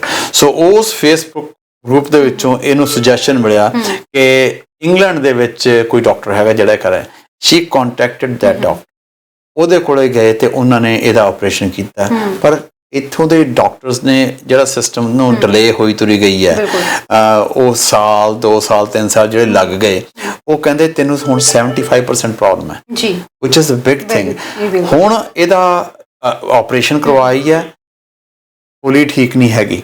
Shri has to go again ਔਰ ਵਨ ਮੋਰ ਐਟਲੀਸਟ ਸਰਜਰੀ, ਤਾਂ ਹੋਪਫੁਲੀ ਇਹ ਠੀਕ ਹੋ ਜੂ। ਕਿਉਂਕਿ ਜਿਹੜਾ ਸਾਡਾ ਇੱਥੋਂ ਦਾ ਸਿਸਟਮ ਹੈਗਾ, ਇਸ ਸਿਸਟਮ ਦੇ ਵਿੱਚ ਕਈ ਵਾਰੀ ਡਾਕਟਰਸ, ਤੁਸੀਂ ਫੈਮਿਲੀ ਡਾਕਟਰ ਕੋਲ ਜਾਂਦੇ ਹੋ, ਉਹ ਤੁਹਾਨੂੰ ਕਹਿੰਦੇ ਸਪੈਸ਼ਲਿਸਟ ਕੋਲ ਜਾਓ। ਸਪੈਸ਼ਲਿਸਟ ਕੋਲ ਜਾਂਦੇ ਹੋ, ਪਹਿਲਾਂ ਤਾਂ ਅਪਾਇੰਟਮੈਂਟ ਨਹੀਂ ਮਿਲਦੀ। ਜਦ ਨੂੰ ਗੋਡੇ ਦੀ ਐਗਜ਼ਾਮਪਲ ਦੇਣਾ, ਜਦ ਨੂੰ ਬੰਦਾ ਤੁਰਨੋਂ ਰਹਿ ਜਾਂਦਾ, ਜਦੋਂ ਉਹਨੂੰ ਗੋਡੇ ਦਾ ਕਿਤੇ ਆਪਰੇਸ਼ਨ ਵਾਸਤੇ ਉਹਦੀ ਅਪਾਇੰਟਮੈਂਟ ਮਿਲਦੀ ਹੈ। ਬਿਲਕੁਲ ਜੀ, ਦਰਸ਼ਕ ਸਾਡੇ ਨਾਲ ਇੱਕ ਜੁੜ ਕੇ ਨਾਲ ਗੱਲ ਕਰ ਲਈਏ। ਹੈਲੋ, ਸਤਿ ਸ਼੍ਰੀ ਅਕਾਲ ਮੈਡਮ। ਸਤਿ ਸ਼੍ਰੀ ਅਕਾਲ ਜੀ। ਸਤਿ ਸ਼੍ਰੀ ਅਕਾਲ ਜੀ, ਸਵਾਗਤ ਹੈ ਜੀ ਪ੍ਰੋਗਰਾਮ 'ਚ। ਮੇਰਾ ਏਵੀ ਨੋਡ ਹਾਰਟ ਬਲੌਕੇਜ ਆ, ਮੈਂ ਐਥਲੀਟ ਰਿਹਾ ਸੀਗਾ ਤਾਂ ਕਰਕੇ, ਤੇ ਇਹਦਾ ਕੰਮ ਹੁੰਦਾ ਇਲੈਕਟ੍ਰੀਕਲੀ ਤੁਹਾਡੇ ਹਾਰਟ ਨੂੰ ਧੜਕਾਉਣਾ। ਤੇ ਜਿਹੜੇ ਉਰੇ ਦੇ ਡਾਕਟਰ ਆ, ਇਹਨਾਂ ਨੇ ਮੈਨੂੰ 3 ਸਾਲ ਤੋਂ ਹੀ ਇਹਨਾਂ ਨੂੰ ECG ਜਾਂਦੀ ਰਹੀ, ਪਰ ਇਹਨਾਂ ਨੂੰ ਪਤਾ ਨਹੀਂ ਲੱਗਿਆ ਕਿ ਇਹਦਾ AV ਨੋਡ ਬਲੌਕੇਜ ਆ। ਜੀ ਹਾਂ। ਤੇ ਕਹਿੰਦੇ ਪੇਸਮੇਕਰ ਪਾਉਣਾ। ਮੈਂ ਕਿਹਾ ਲੋੜ ਨਹੀਂ, ਮੇਰੇ ਇੰਡੀਆ ਦੇ ਡਾਕਟਰ ਨੇ ਕਿਹਾ ਵਾ 65 ਸਾਲ ਤੋਂ ਬਾਅਦ ਪਊਗਾ, ਕੋਈ ਚੱਕਰ ਨਹੀਂ। ਜੀ ਹਾਂ। ਤੇ ਇੱਥੇ ਬੰਦੇ ਨੂੰ ਕਮਲਾ ਕਰ ਦਿੰਦੇ ਆ। ਮੈਂ ਖੁਦ ਸਾਈਕੈਟ੍ਰਿਕ ਆ, ਸਾਈਕੈਟ੍ਰਿਕ ਦੇ ਜਦੋਂ ਜਾਣਦਾ, ਸਾਈਕੈਟ੍ਰਿਕ ਨੂੰ ਕਿਹਾ ਡਾਕਟਰ ਸਾਹਿਬ ਐਡਿਕਸ਼ਨ ਥਾਇਰਾਇਡ ਨੂੰ ਖਰਾਬ ਕਰਦਾ। ਉਹ ਕਹਿੰਦੇ ਫੈਮਿਲੀ ਡਾਕਟਰ ਲਿਖ ਕੇ ਦਊਗਾ। ਜਦ ਨੂੰ ਫੈਮਿਲੀ ਡਾਕਟਰ ਕੋਲ ਜਾਈਦਾ ਜਾਂ ਨੂੰ ਕੰਮ ਵੱਧ ਜਾਂਦਾ ਵਾ। ਮਤਲਬ ਸਰਕਲ ਹੋਰ ਸਿਸਟਮ ਹੋਰ ਹੈ ਜੀ ਇੱਥੇ। ਬਿਲਕੁਲ ਜੀ, ਦੈਟਸ ਰਾਈਟ। ਜਿਹੜੀ ਇਹਨਾਂ ਨੇ ਬਹੁਤ ਬਹੁਤ ਸ਼ੁਕਰੀਆ ਜੀ, ਤੁਸੀਂ ਆਪਣੇ ਵਿਚਾਰ ਸਾਡੇ ਨਾਲ ਸਾਂਝੇ ਕੀਤੇ ਨੇ ਜੀ। ਸ਼ੁਕਰੀਆ ਸਰ। ਸਾਡੇ ਸਿਸਟਮ ਦੇ ਉੱਤੇ ਤਰਨ ਲੋਡ ਹੀ ਇੰਨਾ ਜ਼ਿਆਦਾ ਪਿਆ ਹੋਇਆ, ਸਾਡੇ ਕੋਲੇ ਇਨਫ ਡਾਕਟਰਸ ਹੈ ਨਹੀਂਗੇ। ਪਰ ਸਰ ਇਹ ਬਹਾਨਾ ਕਿੰਨੀ ਕੁ ਦੇਰ ਤੱਕ ਆਪਾਂ ਲਗਾਵਾਂਗੇ ਕਿ ਸਿਸਟਮ ਦੇ ਉੱਤੇ ਲੋਡ ਪਿਆ ਹੋਇਆ ਕਿ ਸਾਡੇ ਕੋਲ ਡਾਕਟਰਸ ਨਹੀਂ ਹੈਗੇ? ਜਾਂ ਤਾਂ ਤੁਸੀਂ ਹੁਣ ਜਿਹੜੀ ਲੜਕੀ ਹੁਣ ਇਸ ਵਕਤ ਆਪਣਾ UK ਦੇ ਵਿੱਚ ਟ੍ਰੀਟਮੈਂਟ ਕਰਵਾ ਕੇ ਆਈ ਹੈ, ਉਹ ਤਾਂ ਕਹਿਣਾ ਹੈ ਕਿ ਹੁਣ ਉਸ ਚੀਜ਼ ਨੂੰ, ਉਹਦੀ ਟ੍ਰੀਟਮੈਂਟ ਨੂੰ $30,000 ਉਹਦੇ ਆਪਰੇਸ਼ਨ ਦੇ ਉੱਤੇ ਖਰਚ ਹੋਇਆ, ਜਿਹੜਾ ਕਿ ਉਹ ਕਵਰ ਨਹੀਂ ਕਰੇਗੀ। ਜੇ ਤੁਸੀਂ ਵਿਦੇਸ਼ ਵਿੱਚ ਜਾ ਕੇ ਇਲਾਜ ਕਰਵਾਉਂਦੇ ਹੋ ਤਾਂ ਉਹੀ ਉਸ ਚੀਜ਼ ਨੂੰ ਕਵਰ ਨਹੀਂ ਕਰਦਾ। ਪਰ ਤੁਸੀਂ ਇਲਾਜ ਕਰ ਨਹੀਂ ਰਹੇ ਤੇ ਇੱਕ ਮਰੀਜ਼ ਕੀ ਕਰੇਗਾ? ਕਿ ਬੈਠਾ ਕੰਡੀਸ਼ਨ ਨੂੰ ਵਰਸਟ ਹੋਣ ਦੀ ਕੋਸ਼ਿਸ਼ ਕਰੇਗਾ ਕਿ ਜਦ ਤੱਕ ਵਰਸਟ ਨਹੀਂ ਹੁੰਦੀ ਉਨੀ ਦੇਰ ਤੱਕ ਸਾਨੂੰ ਕੋਈ ਟ੍ਰੀਟ ਨਹੀਂ ਕਰ ਸਕਦਾ। ਇਹੀ ਰੌਲਾ ਤਰਨ, ਕਿਉਂਕਿ ਤੁਹਾਨੂੰ ਮੈਂ ਹੋਰ ਗੱਲ ਦੱਸਦਾ, ਕਿਉਂਕਿ ਮੈਂ ਕੁਝ ਇਸ ਸਿਸਟਮ ਬਾਰੇ, ਮੈਡੀਕਲ ਵਾਲੇ ਸਿਸਟਮ ਬਾਰੇ ਜਾਣਦਾ। ਇਹਦੇ ਵਿੱਚ ਸਾਡੇ ਕੁਝ ਸਰਕਾਰਾਂ ਪਹਿਲਾਂ, ਮੈਨੂੰ ਹੁਣ ਭੁੱਲ ਗਿਆ ਸਰਕਾਰ ਕਿਹੜੀ ਸੀ, ਸਾਡੇ ਮੈਡੀਕਲ ਜਿਹੜੇ ਸਕੂਲਸ ਹੈਗੇ ਆ ਉਹ ਕਈ ਬੰਦ ਕਰ ਦਿੱਤੇ ਗਏ ਸੀਗੇ। ਸਾਨੂੰ ਮੈਡੀਕਲ ਸਕੂਲਸ ਦੀ ਹੋਰ ਲੋੜ ਹੈ, ਸਾਨੂੰ ਡਾਕਟਰਸ ਦੀ ਲੋੜ ਹੈ। ਚਲੋ ਅਸੀਂ ਨਹੀਂ ਪ੍ਰੋਡਿਊਸ ਕਰਦੇ, ਸਾਡੇ US ਬਰਾਬਰ ਗੁਆਂਢ ਮੁਲਕ ਆ, ਤੁਸੀਂ ਉਹ ਤੋਂ ਸਬਕ ਲੈ ਲਓ। ਉਹ 'ਚ ਕੋਈ ਵੀ ਡਾਕਟਰ ਬਾਹਰੋਂ ਕਿਤੇ ਪੜ੍ਹ ਕੇ ਆਇਆ ਹੈਗਾ, ਉਹਨਾਂ ਨੇ ਸਰਟਨ ਕ੍ਰਾਈਟੇਰੀਆ ਰੱਖਿਆ ਹੈ, ਤੁਸੀਂ ਉਹ ਕ੍ਰਾਈਟੇਰੀਆ ਪੂਰਾ ਕਰੋ, ਐਗਜ਼ਾਮਸ ਦਿਓ, ਤੁਸੀਂ ਪਾਸ ਕਰੋ ਤੇ ਤੁਸੀਂ ਪ੍ਰੈਕਟਿਸ ਕਰ ਸਕਦੇ ਹੋ। ਸਾਡਾ ਇੱਥੇ ਹੋਰ ਪ੍ਰੋਬਲਮ ਹੈ। ਸਾਡੇ ਇੱਥੇ ਪਹਿਲਾਂ ਤਾਂ ਉਹ ਐਗਜ਼ਾਮ ਬੜਾ ਸਖਤ ਰੱਖਿਆ ਹੈ। ਠੀਕ ਹੈ, ਸਖਤ ਹੋਣਾ ਚਾਹੀਦਾ, ਕੋਈ ਐਸੀ ਗੱਲ ਨਹੀਂ ਹੈ, ਪਰ ਉਹ 'ਚ ਪਾਸ ਹੋਣਾ ਬਹੁਤ ਮੁਸ਼ਕਿਲ ਆ। ਉਹਦੇ ਵਿੱਚੋਂ ਪਰਸੈਂਟੇਜ ਬੜੀ ਘੱਟ ਪਾਸ ਹੋ ਰਹੀ ਹੈ। ਔਰ ਤੁਹਾਡੇ ਕੋਲੇ ਡਾਕਟਰ ਹੈ ਨਹੀਂਗੇ, ਤੁਹਾਡੇ ਕੋਲੇ ਨਰਸਿਸ ਹੈ ਨਹੀਂਗੀਆਂ। ਤੁਸੀਂ ਇਹ ਕਿਉਂ ਨਹੀਂ ਕਰਦੇ? ਤੁਹਾਨੂੰ ਬਣਿਆ ਬਣਾਇਆ ਡਾਕਟਰ ਮਿਲ ਰਿਹਾ ਹੈ, ਉਹਦੀ ਸਰਟਨ ਕੰਡੀਸ਼ਨ ਜਿਹੜੀ ਰੱਖੀ ਹੈ, ਉਹ ਤੁਸੀਂ ਉਹਦੀ ਬਾਅਦ 'ਚ ਰੈਜ਼ੀਡੈਂਸੀ ਚਾਹੀਦੀ ਹੁੰਦੀ ਹੈ। ਤੁਸੀਂ ਰੈਜ਼ੀਡੈਂਸੀ ਦੀਆਂ ਇੰਨੀਆਂ ਸਪੌਟਸ ਕਿਉਂ ਨਹੀਂ ਪ੍ਰੋਡਿਊਸ ਕੀਤੇ? ਤੁਸੀਂ ਰੈਜ਼ੀਡੈਂਸੀ ਨਾਲ ਡਾਕਟਰ ਨਹੀਂ ਬਣ ਸਕਦੇ। ਐਗਜ਼ਾਮ ਤਾਂ ਤੁਸੀਂ ਪਾਸ ਕਰ ਲਿਆ, ਤੁਹਾਨੂੰ ਉਦੋਂ ਰੈਜ਼ੀਡੈਂਸੀ ਦੀ ਚਾਹੀਦੀ ਹੈ। ਰੈਜ਼ੀਡੈਂਸੀ ਜੇ ਨਹੀਂ ਮਿਲਦੀ, ਯੂ ਆਰ ਵਰਥ ਨਥਿੰਗ। ਤੁਸੀਂ ਕਿਉਂ ਨਹੀਂ ਰੈਜ਼ੀਡੈਂਸੀ ਦੀਆਂ ਹੋਰ ਪੋਸਟ ਕ੍ਰੀਏਟ ਕਰਦੇ ਜਿਹਦੇ ਵਿੱਚ ਕਿ ਬੱਚੇ ਪੜ੍ਹ ਸਕਣ, ਡਾਕਟਰ ਬਣ ਸਕਣ ਔਰ ਇੱਥੋਂ ਨੂੰ ਸਰਵ ਕਰ ਸਕਣ? ਇਮੈਜਿਨ ਕਰੋ, ਮੈਂ ਐਸੇ ਕੈਨੇਡੀਅਨ ਬੱਚਿਆਂ ਨੂੰ ਜਾਣਦਾ, born raised in Canada, they became doctors somewhere else and they are practicing in US. Canada's loss is US's gain. There the system here, they have to improve that system. और ਜਿਹੜਾ system ਦੇ ਉੱਤੇ ਜਿਹੜਾ ਲੋਕਾਂ ਨੇ hold ਕੀਤਾ, ਮੈਂ ਨਾਂ ਨਹੀਂ ਲੈਂਦਾ, ਇਹ ਮਾਫੀਆ, ਉਹ ਆਪਦੇ ਨਾਲ ਦੇ ਨੂੰ ਆਉਣ ਦਿੰਦੇ ਆ, ਬਾਹਰ ਨੂੰ ਹੋਰ ਕਿਸੇ ਨੂੰ ਛੇਤੀ ਕਿਤੇ ਵਿੱਚ ਵੜ ਨਹੀਂ ਦਿੰਦੇ। ਪਰ ਸਰ ਇੱਥੇ ਡਾਕਟਰਾਂ ਦੀ ਨੈਗਲੀਜੈਂਸ ਦੀ ਵੀ ਗੱਲ ਕੀਤੀ ਜਾਵੇ, ਜਿੰਨੇ ਵੀ ਡਾਕਟਰ ਹੈਗੇ ਆ ਇੱਥੇ, ਉਹਨਾਂ ਦੇ ਉੱਤੇ ਵੀ ਤਾਂ ਸਵਾਲੀਆ ਨਿਸ਼ਾਨ ਖੜੇ ਹੋ ਰਿਹਾ। ਇੱਕ ਇਹ ਕੇਸ ਹੈ, ਇੱਕ ਕੇਸ ਆਪਾਂ ਹੁਣੇ ਡਿਸਕਸ ਕਰਕੇ ਹਟੀਆਂ ਕਿ ਡਾਕਟਰਸ ਜਿਹੜੀ ਰਾਏ ਦਿੰਦੇ ਆ, ਪਹਿਲਾਂ ਤਾਂ ਇਹ ਨਹੀਂ ਪਤਾ ਲੱਗਦਾ ਉਹਨਾਂ ਨੂੰ ਕਿ ਬਿਮਾਰੀ ਹੈ ਕੀ ਹੈ। ਸਾਲ 2 ਸਾਲ ਪਹਿਲਾਂ ਤਾਂ ਇਹ ਟ੍ਰੀਟ ਕਰਨ 'ਚ ਲੱਗ ਜਾਂਦੇ, ਕਿਉਂਕਿ 6 ਮਹੀਨੇ ਤੱਕ ਜਦ ਅਪਾਇੰਟਮੈਂਟ ਨਹੀਂ ਮਿਲਣੀ ਹੈਗੀ, ਬਿਮਾਰੀ ਦਾ ਪਤਾ ਕਿੱਥੋਂ ਲੱਗਣਾ? ਜਦ ਨੂੰ ਕੇਸ ਹੋਰ ਵਰਸਟ ਕੰਡੀਸ਼ਨ ਤੇ ਪਹੁੰਚ ਜਾਂਦਾ ਆ। ਤੁਸੀਂ ਪਹਿਲਾਂ ਹੀ ਕਿਉਂ ਨਹੀਂ, ਜਦੋਂ ਬਿਮਾਰੀ ਦੀ ਸ਼ੁਰੂਆਤ ਹੁੰਦੀ ਹੈ ਉਸ ਟਾਈਮ ਹੀ ਕਿਉਂ ਨਹੀਂ ਇੰਨਾ ਹੱਥ ਪੱਲਾ ਮਾਰਦੇ ਕਿ ਪੇਸ਼ੈਂਟ ਨੂੰ ਆਖਰੀ ਸਾਹਾਂ ਤੱਕ ਪਹੁੰਚਣਾ ਹੀ ਨਾ ਪਵੇ? ਜੇ ਇਨਫ ਡਾਕਟਰਸ ਹੋਣਗੇ, ਜੇ ਇਨਫ ਸਪੈਸ਼ਲਿਸਟ ਹੋਣਗੇ, ਫਿਰ ਇੰਨਾ ਡਿਲੇ ਨਹੀਂ ਹੋਏਗਾ, ਇੰਨਾ ਵੇਟਿੰਗ ਟਾਈਮ ਨਹੀਂ ਹੋਏਗਾ। ਹੁਣ ਸਪੈਸ਼ਲਿਸਟ ਬਿਜ਼ੀ ਹੈ, ਤੁਸੀਂ ਕੋਈ ਵੀ ਅਪਾਇੰਟਮੈਂਟ ਲੈਣੀ 6 ਮਹੀਨੇ, ਸਾਲ ਦੀ ਅਪਾਇੰਟਮੈਂਟ ਮਿਲਦੀ ਹੈ, ਸਾਲ ਤਾਂ ਬੰਦਾ ਮਰਨ ਵਾਲਾ ਹੋ ਜਾਂਦਾ। ਸਪੈਸ਼ਲਿਸਟ ਨੂੰ ਹੋਈ ਹੈ ਨਾ ਕਿ ਜਿਹੜਾ ਆਖਰੀ ਸਟੇਜ ਤੇ ਹੋਊਗਾ, ਸਪੈਸ਼ਲਿਸਟ ਪਹਿਲਾਂ ਉਹਨੂੰ ਸੰਭਾਲੂਗਾ ਕਿ ਉਹਨੂੰ ਕਿਸੇ ਤਰੀਕੇ ਨਾਲ ਬਚਾ ਸਕੇ। ਹੁਣ ਜਿਹਨੇ ਪਹਿਲੀ ਸਟੇਜ ਸ਼ੁਰੂ ਕੀਤੀ ਆ, ਮਤਲਬ ਉਹਦੀ ਉਦੋਂ ਵਾਰੀ ਜਾ ਕੇ ਆਊਗੀ ਜਦੋਂ ਉਹਦੀ ਆਖਰੀ ਸਟੇਜ ਆ ਗਈ। ਬਿਲਕੁਲ, ਉਹਨੇ ਤਾਂ ਬਾਹਰ ਜਾਣਾ ਹੀ ਹੈ। ਜਾਂ ਤਾਂ ਤੁਸੀਂ ਆਪਣੇ ਮੈਡੀਕਲ ਸਿਸਟਮ ਨੂੰ ਸੁਧਾਰ ਲਵੋ, ਨਹੀਂ ਤਾਂ ਫਿਰ ਬਾਹਰਲੇ ਜੇ ਤੁਸੀਂ ਟ੍ਰੀਟਮੈਂਟ ਕਰਵਾ ਕੇ ਆਉਂਦੇ ਉਹਨਾਂ ਦਾ ਖਰਚਾ ਤੁਸੀਂ ਚੱਲੋ। ਜਿਹੜਾ ਖਰਚਾ up to some extent in some countries ਜਿਹੜੀ ਉਹ ਪੇ ਕਰਦੀ ਹੈ, ਹਰ ਥਾਂ ਤੇ ਨਹੀਂ ਪੇ ਕਰਦੀ ਹੈਗੀ, but this is a very complicated. ਇੱਕ ਦਰਸ਼ਕ ਹੋਰ ਜੁੜ ਗਏ ਨੇ ਜੀ ਸਾਡੇ ਨਾਲ। ਹੈਲੋ, ਹਾਂਜੀ, ਆਪਣੇ ਮੈਂ ਮਰਗਿੰਦਰ ਨਾਲ ਗੱਲ ਕਰਾਉਂਗੇ, ਤੁਸੀਂ ਸੁਣ ਲਿਓ। ਹਾਂਜੀ, ਬੋਲੋ ਜੀ, ਸੁਣ ਰਹੇ ਹਾਂ ਜੀ। ਹਾਂਜੀ, ਮੈਂ ਇਹ ਬੋਲਦਾ, ਦਰਸ਼ਨ ਬੋਲਦਾ। ਆਪਾਂ ਚਲਾਉਂਦੇ ਸੀ ਨਾ ਉੱਥੇ ਇਕੱਠੇ। ਗੱਲ ਕਰੋ ਜੀ, ਦੱਸੋ। ਪੈਸੇ ਤੁਸੀਂ, ਤੁਹਾਨੂੰ ਸਾਰੇ ਸੁਣ ਰਹੇ ਆ। ਉਹ ਮੈਂ ਇਹ ਕਹਿਣਾ ਚਾਹੁੰਦਾ, ਆਪਾਂ ਰੌਲਾ ਹੀ ਪਾਈ ਜਾਂਦੇ ਆ, ਲੋਕਾਂ ਨੂੰ ਇਹ ਅਵੇਅਰ ਕਰੋ ਵੀ ਤੁਸੀਂ ਇਹਨਾਂ ਦੇ ਗੱਲ ਕਿਉਂ ਨਹੀਂ ਪੈਂਦੇ, ਡੈਮੋਨਸਟ੍ਰੇਸ਼ਨ ਕਿਉਂ ਨਹੀਂ ਕਰਦੇ। ਐਮਪੀਆਂ ਨੂੰ ਕੁਐਸਚਨ ਕਿਉਂ ਨਹੀਂ ਕਰਦੇ? ਫਿਰ ਆਪਣੀ ਸੁਣੀ ਜਾਊਗੀ, ਗੱਲਾਂ ਕਰਕੇ ਨਹੀਂ ਸੁਣੀ ਜਾਣੀ। ਠੀਕ ਹੈ ਜੀ, ਥੈਂਕ ਯੂ ਜੀ, ਸੋ ਨਾਈਸ ਸਰ। ਤੇ ਠੀਕ ਆ, ਮੇਰੀ ਸਲਾਹ ਕਿ ਗਲਤ ਆ? ਨਹੀਂ, ਬਿਲਕੁਲ ਸਹੀ ਗੱਲ ਹੈ ਜੀ, ਸਹੀ ਗੱਲ ਹੈ। ਬਹੁਤ ਬਹੁਤ ਸ਼ੁਕਰੀਆ ਜੀ ਕਾਲ ਕਰਨ ਦੇ ਲਈ। ਅਸੀਂ ਆਪਾਂ ਆਮ ਇਹ ਗੱਲ ਕਰਦੇ ਹੁੰਦੇ ਵੀ ਜਿਹੜੀਆਂ ਆਪਾਂ ਕੋਈ ਵੀ ਗੱਲ ਕਰਦੇ ਹੈਗੇ ਆ, you got to talk to your MP. Photo ਖਿਚਾਉਣ ਵਾਸਤੇ ਨਾ ਖੱਟੇ ਹੋਇਆ ਕਰੋ, ਈਮੇਲ ਕਰੋ ਉਹਨਾਂ ਨੂੰ, ਐਮਪੀ ਨੂੰ, ਐਮਪੀਪੀ ਨੂੰ। ਜਦ ਤੱਕ ਤੁਸੀਂ ਇਹ ਕੰਮ ਨਹੀਂ ਕਰਦੇ, ਉਹਨਾਂ ਕੋਲ ਸੁਨੇਹਾ ਲਿਖਤੀ ਨਹੀਂ ਜਾਂਦਾ, ਗੱਲਾਂ ਕਰਨ ਦਾ ਕੋਈ ਫਾਇਦਾ ਨਹੀਂ ਜੀ। ਇੱਕ ਦਰਸ਼ਕ ਹੋਰ ਜੁੜ ਗਏ ਨੇ। ਹੈਲੋ ਹੈਲੋ ਹੈਲੋ, ਸਤਿ ਸ਼੍ਰੀ ਅਕਾਲ ਜੀ। ਸਤਿ ਸ਼੍ਰੀ ਅਕਾਲ ਜੀ। ਜੀ ਸਰ, ਕਿੱਥੋਂ ਬੋਲ ਰਹੇ ਹੋ? ਜੀ ਹਾਂ, ਬ੍ਰੈਂਪਟਨ ਤੋਂ ਬੋਲ ਰਹੇ ਹਾਂ। ਜੀ ਸਰ, ਦੱਸੋ ਕੀ ਜੀ, ਕਹਿਣਾ ਚਾਹੁੰਦੇ ਹੋ? ਉਹ ਇਹ ਕਹਿਣਾ ਚਾਹੁੰਦੇ ਆ ਤਰਨ ਜੀ, ਇੱਥੇ ਜਿਹੜੇ ਆ ਤੁਹਾਡੇ ਸਿਸਟਮ ਆ ਨਾ, ਮੈਡੀਕਲ ਸਿਸਟਮ ਆ, ਜੀ ਤੁਸੀਂ ਹਾਂ, ਤੁਸੀਂ ਰੇਡੀਓ ਟੀਵੀ ਤੇ ਨਾ ਸੁਣੋ, ਸਾਨੂੰ ਸਿੱਧੀ ਗੱਲ ਕਰੋ, ਫੋਨ ਤੇ ਗੱਲ ਕਰੋ ਤੁਸੀਂ। ਜੀ ਸਿੱਧੀ ਸਰ ਨਾਲ ਡਾਇਰੈਕਟ ਫੋਨ ਤੇ ਗੱਲ ਕਰੋ ਜੀ। ਕੀ ਕਹਿਣਾ ਚਾਹੁੰਦੇ ਹੋ? ਇੱਥੇ ਜਿਹੜਾ ਤੁਹਾਡਾ ਮੈਡੀਕਲ ਸਿਸਟਮ ਆ, ਉਹ ਕੋਈ ਬਹੁਤਾ ਜਿੱਦਾਂ ਦਾ ਐਡਵਾਂਸ ਕੰਟਰੀ ਆ, ਉਸ ਲੈਵਲ ਦਾ ਸਿਸਟਮ ਨਹੀਂ ਹੈਗਾ ਇਹ। ਜੀ ਜੀ ਜੀ ਹਾਂ, ਇਹਦੇ ਵਿੱਚ ਮੇਰਾ ਇੱਕ ਆਪਣਾ ਪਰਸਨਲ ਕੇਸ ਆ ਜੀ। ਮਿਸੇਜ ਨੂੰ ਹੱਥ ਦੀ ਫੰਗਸ ਸੀ। ਹਾਂਜੀ।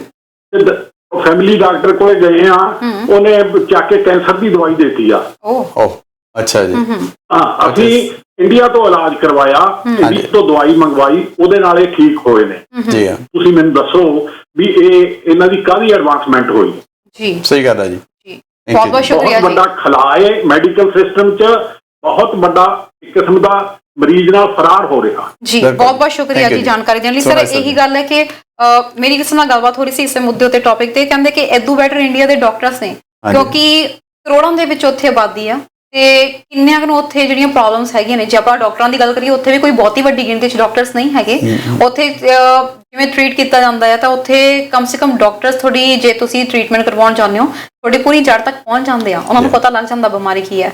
ਇੱਥੇ ਤਾਂ 3-3 ਸਾਲ ਬੰਦਾ ਚੱਕਰ ਹੀ ਕੱਢਦਾ ਰਹਿੰਦਾ ਕਿ ਇਹ ਪਤਾ ਕਰਨ ਨੂੰ ਕਿ ਤੁਹਾਨੂੰ ਬਿਮਾਰੀ ਕੀ ਹੈ। ਉੱਥੇ ਜਿਹੜੇ ਡਾਕਟਰਸ ਨੇ ਤਾਂ ਫਰਕ ਇਹ ਹੈ, ਉਹਨਾਂ ਦਾ ਤਜਰਬਾ ਹੀ ਇੰਨਾ ਜ਼ਿਆਦਾ ਹੈ, ਉਹਨਾਂ ਕੋਲੇ ਇੰਨੇ ਲੋਕ ਲੰਘਦੇ ਨੇ, ਉਹਨਾਂ ਦੇ ਹੱਥਾਂ ਵਿੱਚੋਂ ਇੰਨੇ ਲੋਕ ਲੰਘ ਜਾਂਦੇ ਨੇ ਕਿ ਉਹਨੂੰ ਤਜਰਬਾ ਹੀ ਇੰਨਾ ਜ਼ਿਆਦਾ ਹੁੰਦਾ ਹੈ ਕਿ ਉਹਨੂੰ ਡਾਇਗਨੋਸ ਕਰਨਾ ਸੌਖਾ। ਸੈਕੰਡਲੀ ਜਿਹੜੀ ਇੱਥੇ ਪ੍ਰੋਬਲਮ ਹੈ, ਇੱਥੇ ਪ੍ਰੋਬਲਮ ਇਹ ਹੈ ਜਿਹੜੇ ਲਾਅ ਸੂਟਸ ਹੈ, ਉਹਦੇ ਕਰਕੇ ਕੋਈ ਛੇਤੀ ਕਿਤੇ ਇਹ ਕਰਦਾ ਨਹੀਂ ਹੈ। ਜਿਹੜਾ ਫੈਮਿਲੀ ਡਾਕਟਰ ਹੈ, ਉਹ ਮੋਸਟਲੀ ਪਤਾ ਕੀ ਕਰਦਾ, ਉਹ ਤੁਹਾਨੂੰ ਡਾਇਗਨੋਸ ਕਰੇਗਾ, ਉਹ ਸਪੈਸ਼ਲਿਸਟ ਤੇ ਭੇਜ ਦੇਗਾ। ਉਹ ਆਪ ਨਹੀਂ ਕਹੇਗਾ, ਜਦੋਂ ਉਹਨੂੰ ਕੁਝ ਲੱਗਦਾ ਵੀ ਗੱਲ ਸਹੀ ਨਹੀਂ ਆ ਰਹੀ, ਉਹਦੇ ਕੰਮ ਇਹ ਸਪੈਸ਼ਲਿਸਟ ਤੇ ਭੇਜ ਦੇਣਾ।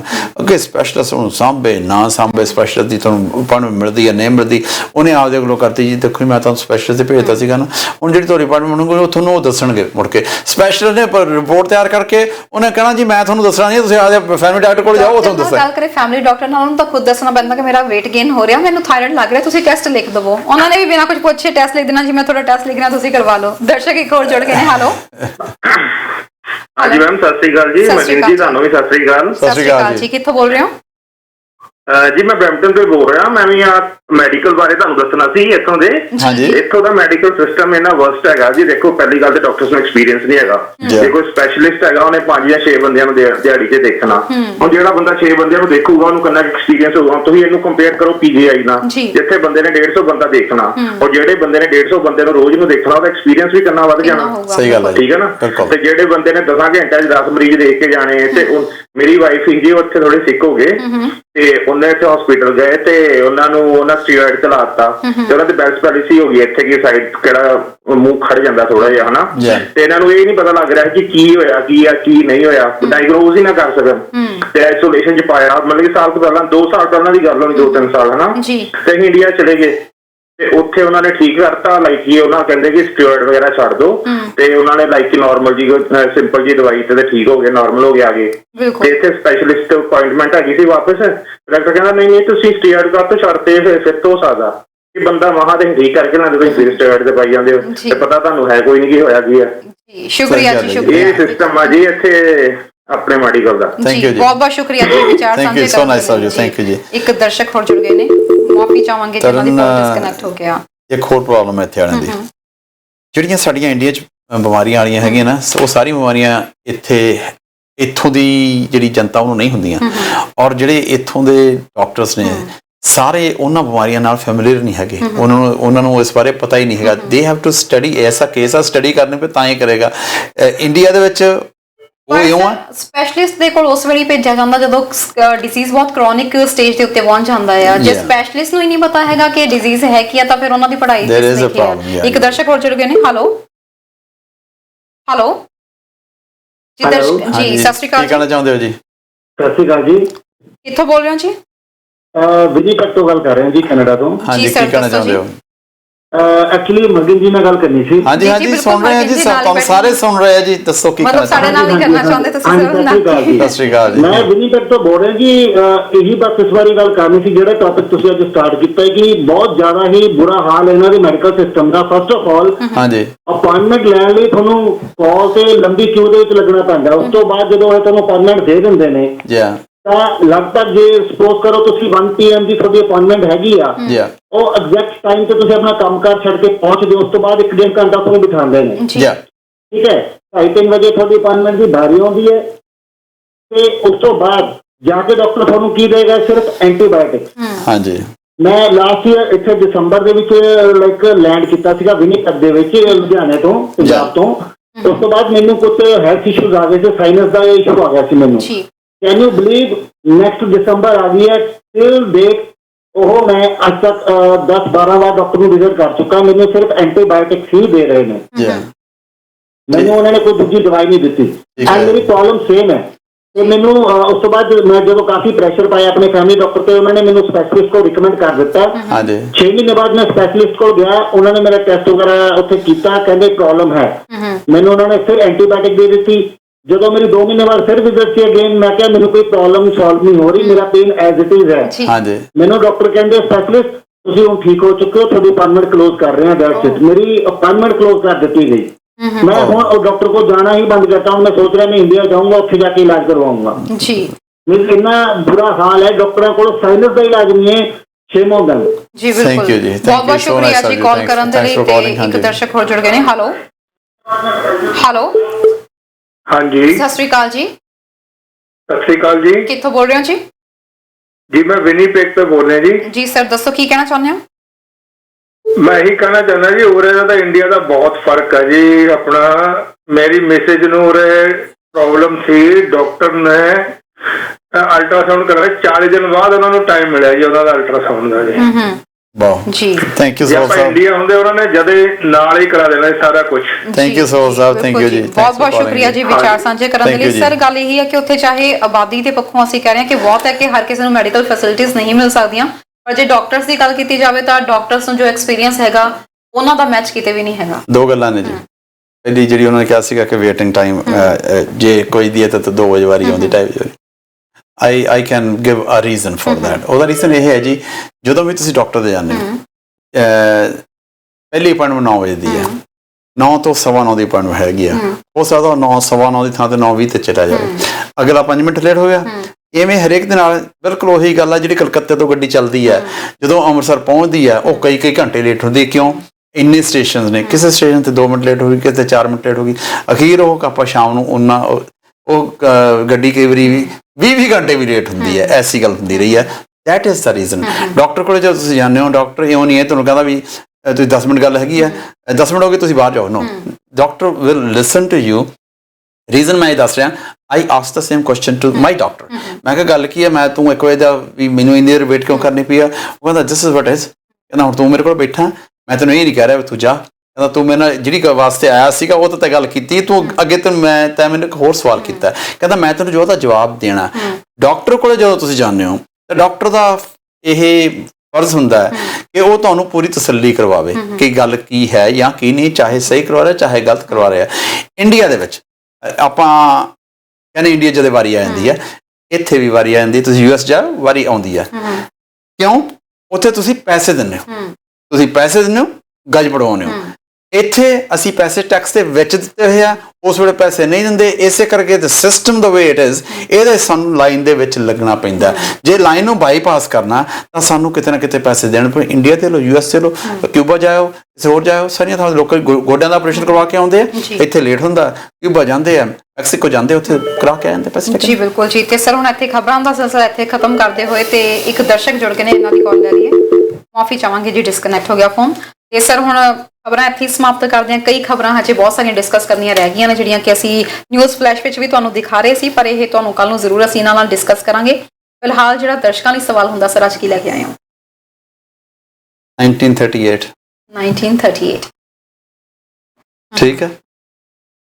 ਕੱਲ ਵਾਲਾ 55 ਸਾਲ ਦਾ ਸੀਗਾ, ਜਿਹੜਾ 80 ਦਾ ਹੋ ਗਿਆ, ਕਿੱਡੀ ਗੱਲ ਹੈਗੀ ਹੈ ਨਾ। ਓਕੇ ਜੀ, ਇਹ ਜਿਹੜਾ ਇਹਨਾਂ ਦਾ ਅਸਲ ਨਾਮ ਹੈ ਉਹ ਫਿਲਮੀ ਨਾਮ ਨਹੀਂ ਹੈ, ਵੱਖਰਾ ਹੈ। ਉਹਨਾਂ ਵਾਲਿਆਂ ਨੂੰ ਅੱਗੇ ਵੀ ਆਪਾਂ ਗੱਲ ਕੀਤੀ ਸੀ ਕਿ ਵੱਖਰਾ ਨਾਮ ਹੈਗਾ ਜੀ। ਇਹਨਾਂ ਨੂੰ ਕਈ ਫਿਲਮ ਫੇਅਰ ਅਵਾਰਡ ਮਿਲੇ ਨੇ ਜੀ, national awards, 2 Filmfare awards ਮਿਲੇ ਨੇ ਜੀ। ਇਹ ਐਸਾ ਕਲਾਕਾਰ ਹੈ, ਇਹ ਕਈ ਇੰਗਲਿਸ਼ ਫਿਲਮਸ ਦੇ ਵਿੱਚ ਵੀ ਆਇਆ ਜੀ। ਹਾਂਜੀ, ਇਹਦੇ 3 ਬੱਚੇ ਨੇ ਜੀ। ਪਦਮ ਭੂਸ਼ਣ ਵੀ ਇਹਨੂੰ ਮਿਲਿਆ ਹੈਗਾ ਜੀ। ਇਹਦੇ 3 ਬੱਚੇ ਨੇ ਜੀ। ਉਹਨਾਂ ਦੇ ਵਿੱਚੋਂ ਵੀ ਸ਼ਾਇਦ ਕੋਈ ਫਿਲਮਾਂ ਦੇ ਵਿੱਚ ਹੈਗਾ ਜੀ। ਇਹਦੇ ਪਰਿਵਾਰ ਦੇ ਹੋਰ ਮੈਂਬਰ ਵੀ ਸ਼ਾਇਦ ਫਿਲਮਾਂ ਦੇ ਵਿੱਚ ਹੈਗੇ ਨੇ ਜੀ। ਜਦੋਂ ਇਹ ਪਹਿਲਾਂ ਫਿਲਮਾਂ 'ਚ ਆਇਆ ਸੀਗਾ ਤਾਂ ਇਹ ਐਜ਼ ਏ ਚਾਈਲਡ ਐਕਟਰ ਆਇਆ ਸੀਗਾ। ਆਪਦੇ ਪਰਿਵਾਰਕ ਮੈਂਬਰ ਦਾ ਛੋਟਾ ਭਰਾ ਬਣਿਆ ਸੀਗਾ, ਨਹੀਂ ਜਿਹੜਾ ਛੋਟਾ ਹੁੰਦਾ ਬਣਿਆ ਸੀਗਾ। ਤੇ ਅਸ਼ੋਕ ਕੁਮਾਰ ਦਾ ਵੀ ਇਹ ਇੱਕ ਵਾਰੀ ਛੋਟਾ ਉਹਦੀ ਪਹਿਲੀ ਲਾਈਫ ਚਾਈਲਡ ਆਰਟਿਸਟ ਉਹ ਬਣਿਆ ਸੀਗਾ। ਪਹਿਲੀਆਂ 4 ਫਿਲਮਾਂ ਇਹਦੀਆਂ ਐਜ਼ ਏ ਚਾਈਲਡ ਆਰਟਿਸਟ ਹੈਗੇ ਨੇ। ਇਹਦਾ ਨਾਂ ਇਸੇ ਕਰਕੇ ਬਦਲਿਆ ਗਿਆ ਸੀਗਾ ਕਿ ਇਹਦੇ ਵਾਲੇ ਨਾਂ ਦਾ ਆਲਰੇਡੀ ਇੱਕ ਚਾਈਲਡ ਆਰਟਿਸਟ ਸੀਗਾ, ਸੋ ਇਹਦਾ ਨਾਮ ਬਦਲ ਕੇ ਮਗਰੋਂ ਫਿਰ ਇਹ ਉਸੇ ਨਾਂ ਦੇ ਨਾਲ ਫਿਲਮਾਂ ਦੇ ਵਿੱਚ ਮਸ਼ਹੂਰ ਹੋਇਆ ਜੀ। ਇਹਦੀਆਂ ਬੜੀਆਂ ਫਿਲਮਾਂ ਆਈਆਂ ਜੀ। ਨੰਦਾ ਦੇ ਨਾਲ ਇਹਦੀਆਂ ਕਈ ਫਿਲਮਾਂ ਆਈਆਂ ਨੇ ਜੀ। ਉਹਦੇ ਗਾਣੇ ਵੀ ਬੜੇ ਸੋਹਣੇ ਸੀਗੇ ਕਈ ਫਿਲਮਾਂ ਦੇ ਜੀ। ਔਰ ਇਹ ਇੱਕ ਐਸਾ ਐਕਟਰ ਹੈ, ਇੱਕ ਫਿਲਮ ਇੰਡਸਟਰੀ ਦਾ ਬੜਾ ਵੱਡਾ ਐਕਟਰ। ਇਹ ਉਹਦੇ ਨਾਲ ਕਈਆਂ ਫਿਲਮਾਂ 'ਚ ਆਇਆ ਔਰ ਇਹਦੇ ਨਾਲ ਆਉਣ ਕਰਕੇ ਉਹ ਫਿਲਮਾਂ ਹਿੱਟ ਬੜੀਆਂ ਹੋਈਆਂ ਨੇ। ਔਰ ਉਹ ਜਿਹੜਾ ਕਲਾਕਾਰ ਆ, ਉਹ ਕਲਾਕਾਰ ਦੀਆਂ ਫਿਲਮਾਂ ਜਦੋਂ ਮਲਟੀ ਸਟਾਰ 'ਚ ਆਉਂਦਾ ਤਾਂ ਹਿੱਟ ਹੁੰਦੀਆਂ, ਤੇ ਉਹ ਇਕੱਲੇ ਦੀਆਂ ਆਉਂਦੀਆਂ, ਉਹਦੀਆਂ ਬਹੁਤੀਆਂ ਫਿਲਮਾਂ ਚੱਲਦੀਆਂ ਨਹੀਂ। ਇਹਦੀਆਂ ਉਹਦੇ ਨਾਲ ਫਿਲਮਾਂ ਆਉਣ ਲੱਗੀਆਂ ਤੇ ਉਹ ਬੜੀਆਂ ਹਿੱਟ ਹੋਈਆਂ ਨੇ। ਇਹ ਹੋਰ ਬਹੁਤ ਬੜੀ ਵੱਡੀ ਗੱਲ ਦੱਸਦੀ ਥੋੜੀ ਆ ਇਹ। ਹੁਣ ਹੋਰ ਕੀ ਦੱਸਾਂ? ਸ਼ਮੀ ਕੌਰ ਜੀ ਕਹਿ ਰਹੇ ਨੇ, ਉਹਨਾਂ ਦਾ ਪਹਿਲਾ ਮੈਸੇਜ ਆ ਚੁੱਕਿਆ। ਸ਼ਮੀ ਕੌਰ ਜੀ ਕਹਿ ਰਹੇ ਨੇ ਸ਼ਸ਼ੀ ਕਪੂਰ 60ਵਿਆਂ 'ਚ 70ਵਿਆਂ 'ਚ ਤੇ 80ਵਿਆਂ ਤੱਕ ਵੀ ਇਹ ਜੀ ਫਿਲਮਾਂ 'ਚ ਆਉਂਦਾ ਰਿਹਾ ਜੀ। ਪਹਿਲਾਂ ਇਹ 116 ਫਿਲਮਾਂ ਕੀਤੀਆਂ ਨੇ ਜੀ ਇਹਨੇ, ਮੇਰੇ ਖਿਆਲ ਉਹਨਾਂ ਦੇ ਵਿੱਚੋਂ 50 ਤੋਂ ਉੱਪਰ ਜਿਹੜੀਆਂ ਫਿਲਮਾਂ ਸੀ ਉਹ ਤਾਂ ਇਕੱਲਾ ਹੀਰੋ ਸੀਗਾ। ਕੁਛ ਫਿਲਮਾਂ ਸੀਗਾ ਜਿਹਦੇ ਵਿੱਚ ਇਹ ਨਾਲ ਹੀਰੋ ਆਇਆ, ਤੇ ਉਦੋਂ ਮਗਰੋਂ ਇਹਨੇ ਐਕਟਰ ਦੇ ਤੌਰ ਤੇ ਵੀ ਫਿਲਮਾਂ ਦੇ ਵਿੱਚ ਕੰਮ ਕੀਤਾ ਜੀ। ਇਹਨੇ ਆਪਣੀ ਭਤੀਜ ਨੂੰ ਨਾਲ ਵੀ ਫਿਲਮ 'ਚ ਆਇਆ ਇੱਕ ਦੇ ਵਿੱਚ, ਉਹ ਇਹਦੀ ਪਾਰਟਨਰ ਸੀ ਫਿਲਮ ਦੇ ਵਿੱਚ। ਹੁਣ ਤੁਸੀਂ ਦੇਖ ਲਓ ਹੋਰ ਥੋੜਾ ਹੋਰ ਬਹੁਤ ਕੁਝ। ਕਿਆ ਬਾਤ ਹੈ ਸਰ, ਅਜੇ ਤੱਕ ਸਿਰਫ ਇੱਕ ਦਰਸ਼ਕ ਹੀ ਜਿਹੜਾ ਸਵਾਲ ਦੇ ਆਨਸਰ ਦੇ ਕੇ ਪਾਇਆ, ਪਰ ਅਜੇ ਉਹ ਵੀ ਨਹੀਂ ਪਤਾ ਕਿ ਸਹੀ ਹੈ ਜਾਂ ਨਹੀਂ। ਹਾਂ, ਇਹ ਤਾਂ ਜੀ ਇੱਕ ਇਹਨਾਂ ਦਾ ਪਰਿਵਾਰ ਵੀ ਇਹ ਫਿਲਮੀ ਦੁਨੀਆ ਦੇ ਵਿੱਚ ਹੈਗਾ ਜੀ। ਹੁਣ ਇਹਦਾ ਪਤਾ ਕੀ ਕਹਿੰਦੇ ਆ। ਪਹਿਲੇ ਦਰਸ਼ਕ ਜੁੜ ਗਏ ਨੇ। ਹੈਲੋ ਸਤਿ ਸ਼੍ਰੀ ਅਕਾਲ ਜੀ। ਸਤਿ ਸ਼੍ਰੀ ਅਕਾਲ ਜੀ, ਸਵਾਗਤ ਹੈ ਪ੍ਰੋਗਰਾਮ 'ਚ। ਹਾਂਜੀ, ਬਿਨੀਟੈਕ ਤੋਂ ਬੋਲ ਰਹੀ ਮਨਦੀਪ। ਹਾਂਜੀ ਮਨਦੀਪ ਜੀ। ਹਾਂਜੀ, ਸ਼ਸ਼ੀ ਕਪੂਰ ਹੈ ਜੀ। ਸ਼ਸ਼ੀ ਕਪੂਰ ਨੰਦਾ ਨਾਲ ਕਾਫੀ ਫਿਲਮਾਂ 'ਚ ਆ ਚੁੱਕੇ ਹੈ। ਨੀਤੂ ਕਪੂਰ ਨਾਲ ਵੀ ਆਏ ਜੀ। ਹਾਂਜੀ, ਇਹਦਾ ਅਸਲ ਨਾਮ ਕੀ ਹੈ ਜੀ? ਅਸਲ ਨਾਮ ਤਾਂ ਨਹੀਂ ਜੀ, ਬਸ ਫਿਲਮੀ ਨਾਮ ਪਤਾ ਜੀ, ਸ਼ਸ਼ੀ ਕਪੂਰ। ਕੋਈ ਗੱਲ ਨਹੀਂ, thank you, so nice of you. ਬਹੁਤ ਬਹੁਤ ਸ਼ੁਕਰੀਆ ਜੀ ਕਾਲ ਕਰਨ ਲਈ। Thank you ma'am. ਹੈਲੋ ਜੀ ਮਗਨ ਜੀ। ਹਾਂਜੀ ਮਹਿੰਗਾ ਜੀ, ਕੀ ਹਾਲ ਹੈ? ਬਸ ਠੀਕ ਠਾਕ ਜੀ। ਆਪਣੇ ਸ਼ਸ਼ੀ ਕਪੂਰ ਹੈ ਜੀ, ਬੈਸਟ ਫਿਲਮ ਲਈ ਜਬ ਜਬ ਫੂਲ ਖਿਲੇ। ਕੀ ਬਾਤ ਹੈ, ਬਹੁਤ ਬਹੁਤ ਸ਼ੁਕਰੀਆ ਜੀ ਕਾਲ ਕਰਨ ਲਈ। Thank you so much sir. Next caller ਜੁੜ ਗਏ ਨੇ। ਲਓ ਜੀ, ਚਾਹਾਂਗੇ ਜੀ ਡਿਸਕਨੈਕਟ ਹੋ ਗਿਆ ਫੋਨ ਉਹਨਾਂ ਦਾ। ਤੇ ਸਾਨੂੰ ਕੁਝ ਦਰਸ਼ਕ ਜਿਹੜੇ ਆ ਫੇਸਬੁੱਕ ਤੇ ਵੀ ਜੁੜੇ ਹੋਏ ਨੇ। ਤੇ ਰੁਪਿੰਦਰ ਬਾਜਵਾ ਜੀ ਕਹਿ ਰਹੇ ਨੇ ਸ਼ਸ਼ੀ ਕਪੂਰ, ਤੇ ਹਰਜਿੰਦਰ ਸਹੋਤਾ ਜੀ ਕਹਿ ਰਹੇ ਨੇ ਸ਼ਸ਼ੀ ਕਪੂਰ। ਇੱਕ ਦਰਸ਼ਕ ਹੋਰ ਜੁੜ ਗਏ ਨੇ। ਹੈਲੋ ਹਾਂਜੀ, ਸਤਿ ਸ਼੍ਰੀ ਅਕਾਲ ਜੀ। ਸਤਿ ਸ਼੍ਰੀ ਅਕਾਲ ਜੀ, ਕਿੱਥੋਂ ਬੋਲ ਰਹੇ ਹੋ? ਮੈਂ ਮੌਂਟਰੀਅਲ ਤੋਂ ਬੋਲ ਰਹੀ ਹਾਂ। ਆਨਸਰ ਤਾਂ ਹੈਗਾ ਸ਼ਸ਼ੀ ਕਪੂਰ। ਸ਼ਸ਼ੀ ਕਪੂਰ। ਅਸਲ ਨਾਮ ਕੀ ਹੈ ਜੀ ਇਹਦਾ? ਹਾਂਜੀ, ਅਸਲ ਨਾਮ ਕੀ ਹੈ ਜੀ? ਨਹੀਂ, ਅਸਲ ਨਾਮ ਤਾਂ ਪਤਾ ਨਹੀਂ। ਮਤਲਬ ਤੁਸੀਂ ਕਹਿ ਰਹੇ ਸੀ ਐਕਟਰ ਦੇ ਨਾਲ ਕਾਫੀ ਆਏ ਨੇ, ਉਹ ਅਮਿਤਾਭ ਬੱਚਨ ਨਾਲ ਇਹਨਾਂ ਦੀ ਕਾਫੀ ਫਿਲਮਾਂ ਹਿੱਟ ਹੋਈਆਂ ਨੇ। ਬਿਲਕੁਲ ਜੀ, ਸਹੀ ਗੱਲ ਹੈ। ਥੈਂਕ ਯੂ ਜੀ, ਸੋ ਨਾਈਸ ਆਫ ਯੂ। ਬਹੁਤ ਬਹੁਤ ਸ਼ੁਕਰੀਆ ਜੀ ਕਾਲ ਕਰਨ ਦੇ ਲਈ। ਤੇ ਸਰ ਗਰੇਵਾਲ ਸਾਹਿਬ ਕਹਿ ਰਹੇ ਨੇ, ਗਰੇਵਾਲ ਪੀਕੇ ਜੀ ਕਹਿ ਰਹੇ ਨੇ ਰਾਜ ਕਪੂਰ। ਰੁਪਿੰਦਰ ਬਾਜਵਾ ਜੀ ਬਬੀਤਾ ਦਾ ਨਾਮ ਲੈ ਰਹੇ ਨੇ। ਦਰਸ਼ਕ ਇੱਕ ਹੋਰ ਜੁੜ ਗਏ ਨੇ। ਹੈਲੋ ਹਾਂਜੀ, ਸ਼ਸ਼ੀ ਕਪੂਰ ਜੀ, ਨੀਤੂ ਸੈਨ ਆਈ ਜੀ ਮੂਵੀ ਉਹਦੀ ਜੀ। ਥੈਂਕ ਯੂ ਬਹੁਤ ਜੀ, ਬਹੁਤ ਸ਼ੁਕਰੀਆ ਜੀ ਕਾਲ ਕਰਨ ਲਈ। ਕਿੱਥੋਂ ਬੋਲ ਰਹੇ ਹੋ? ਕੱਟ ਗਿਆ ਜੀ। ਨਸੀਬ ਮੰਡੇਰ ਸਾਹਿਬ ਨੇ ਵੀ ਕਿਹਾ ਜੀ Shashi Kapoor Mander Sahib. Next thank caller you. ਜੁੜ ਗਏ ਨੇ। ਹੈਲੋ ਹੈਲੋ ਹਾਂਜੀ, ਸਤਿ ਸ਼੍ਰੀ ਅਕਾਲ ਜੀ, ਕਿੱਥੋਂ ਬੋਲ ਰਹੇ ਹੋ? ਸਤਿ ਸ਼੍ਰੀ ਅਕਾਲ ਜੀ, ਮੈਂ ਰਾਮਚੰਦ ਤੋਂ ਬੋਲ ਰਹੀ ਹਾਂ। ਜੀ ਮੈਮ। ਮੇਰਾ ਆਨਸਰ ਹੈ ਸ਼ਸ਼ੀ ਕਪੂਰ ਜੀ। ਸ਼ਸ਼ੀ ਕਪੂਰ ਜੀ। ਜੀ ਮੈਂ ਬਲਬੀਰ ਰਾਜ ਕਪੂਰ। ਬਲਬੀਰ ਰਾਜ ਕਪੂਰ ਜੀ, Thank you ਸ਼ੁਕਰੀਆ ਜੀ। ਜੀ ਕਾਲ ਕਰਨ ਲਈ ਤੇ ਸਾਨੂੰ ਆਨਸਰ ਦੱਸਣ ਦੇ ਲਈ। ਦੇਖਦੇ ਹਾਂ ਕਿੰਨਾ ਕੁ ਸਹੀ ਹੁੰਦਾ ਹੈ। ਹੈਲੋ ਹੈਲੋ, ਜੀ ਸਤਿ ਸ਼੍ਰੀ ਅਕਾਲ। ਸਤਿ ਸ਼੍ਰੀ ਅਕਾਲ ਜੀ, ਸਵਾਗਤ ਹੈ ਪ੍ਰੋਗਰਾਮ ਜੀ। ਮੈਂ ਸਤਿ ਸ਼੍ਰੀ ਅਕਾਲ। ਸਤਿ ਸ਼੍ਰੀ ਅਕਾਲ ਜੀ, ਸਤਿ ਸ਼੍ਰੀ ਅਕਾਲ। ਤੁਸੀਂ ਬਹੁਤ ਜ਼ਰੂਰੀ ਖਬਰ ਜਿਹੜੀ ਅੱਜ ਤੁਸੀਂ ਉਹ ਦੱਸੀ ਨਹੀਂ ਜੀ। ਕਿਹੜੀ ਰਹਿ ਗਈ ਜੀ? ਅੱਜ happy birthday to Taranjeet. Thank you ਜੀ, ਥੈਂਕ ਯੂ ਸੋ ਮਚ ਜੀ। So nice of you, thank you ਬਹੁਤ ਜੀ, ਮੁਬਾਰਕਾਂ ਜੀ ਤੁਹਾਨੂੰ। ਥੈਂਕ you ਯੂ ਜੀ, ਸੋ thank ਮਚ you ਜੀ, ਜੀ। Thank you, thanks a lot, thank you sir, ਸ਼ੁਕਰੀਆ।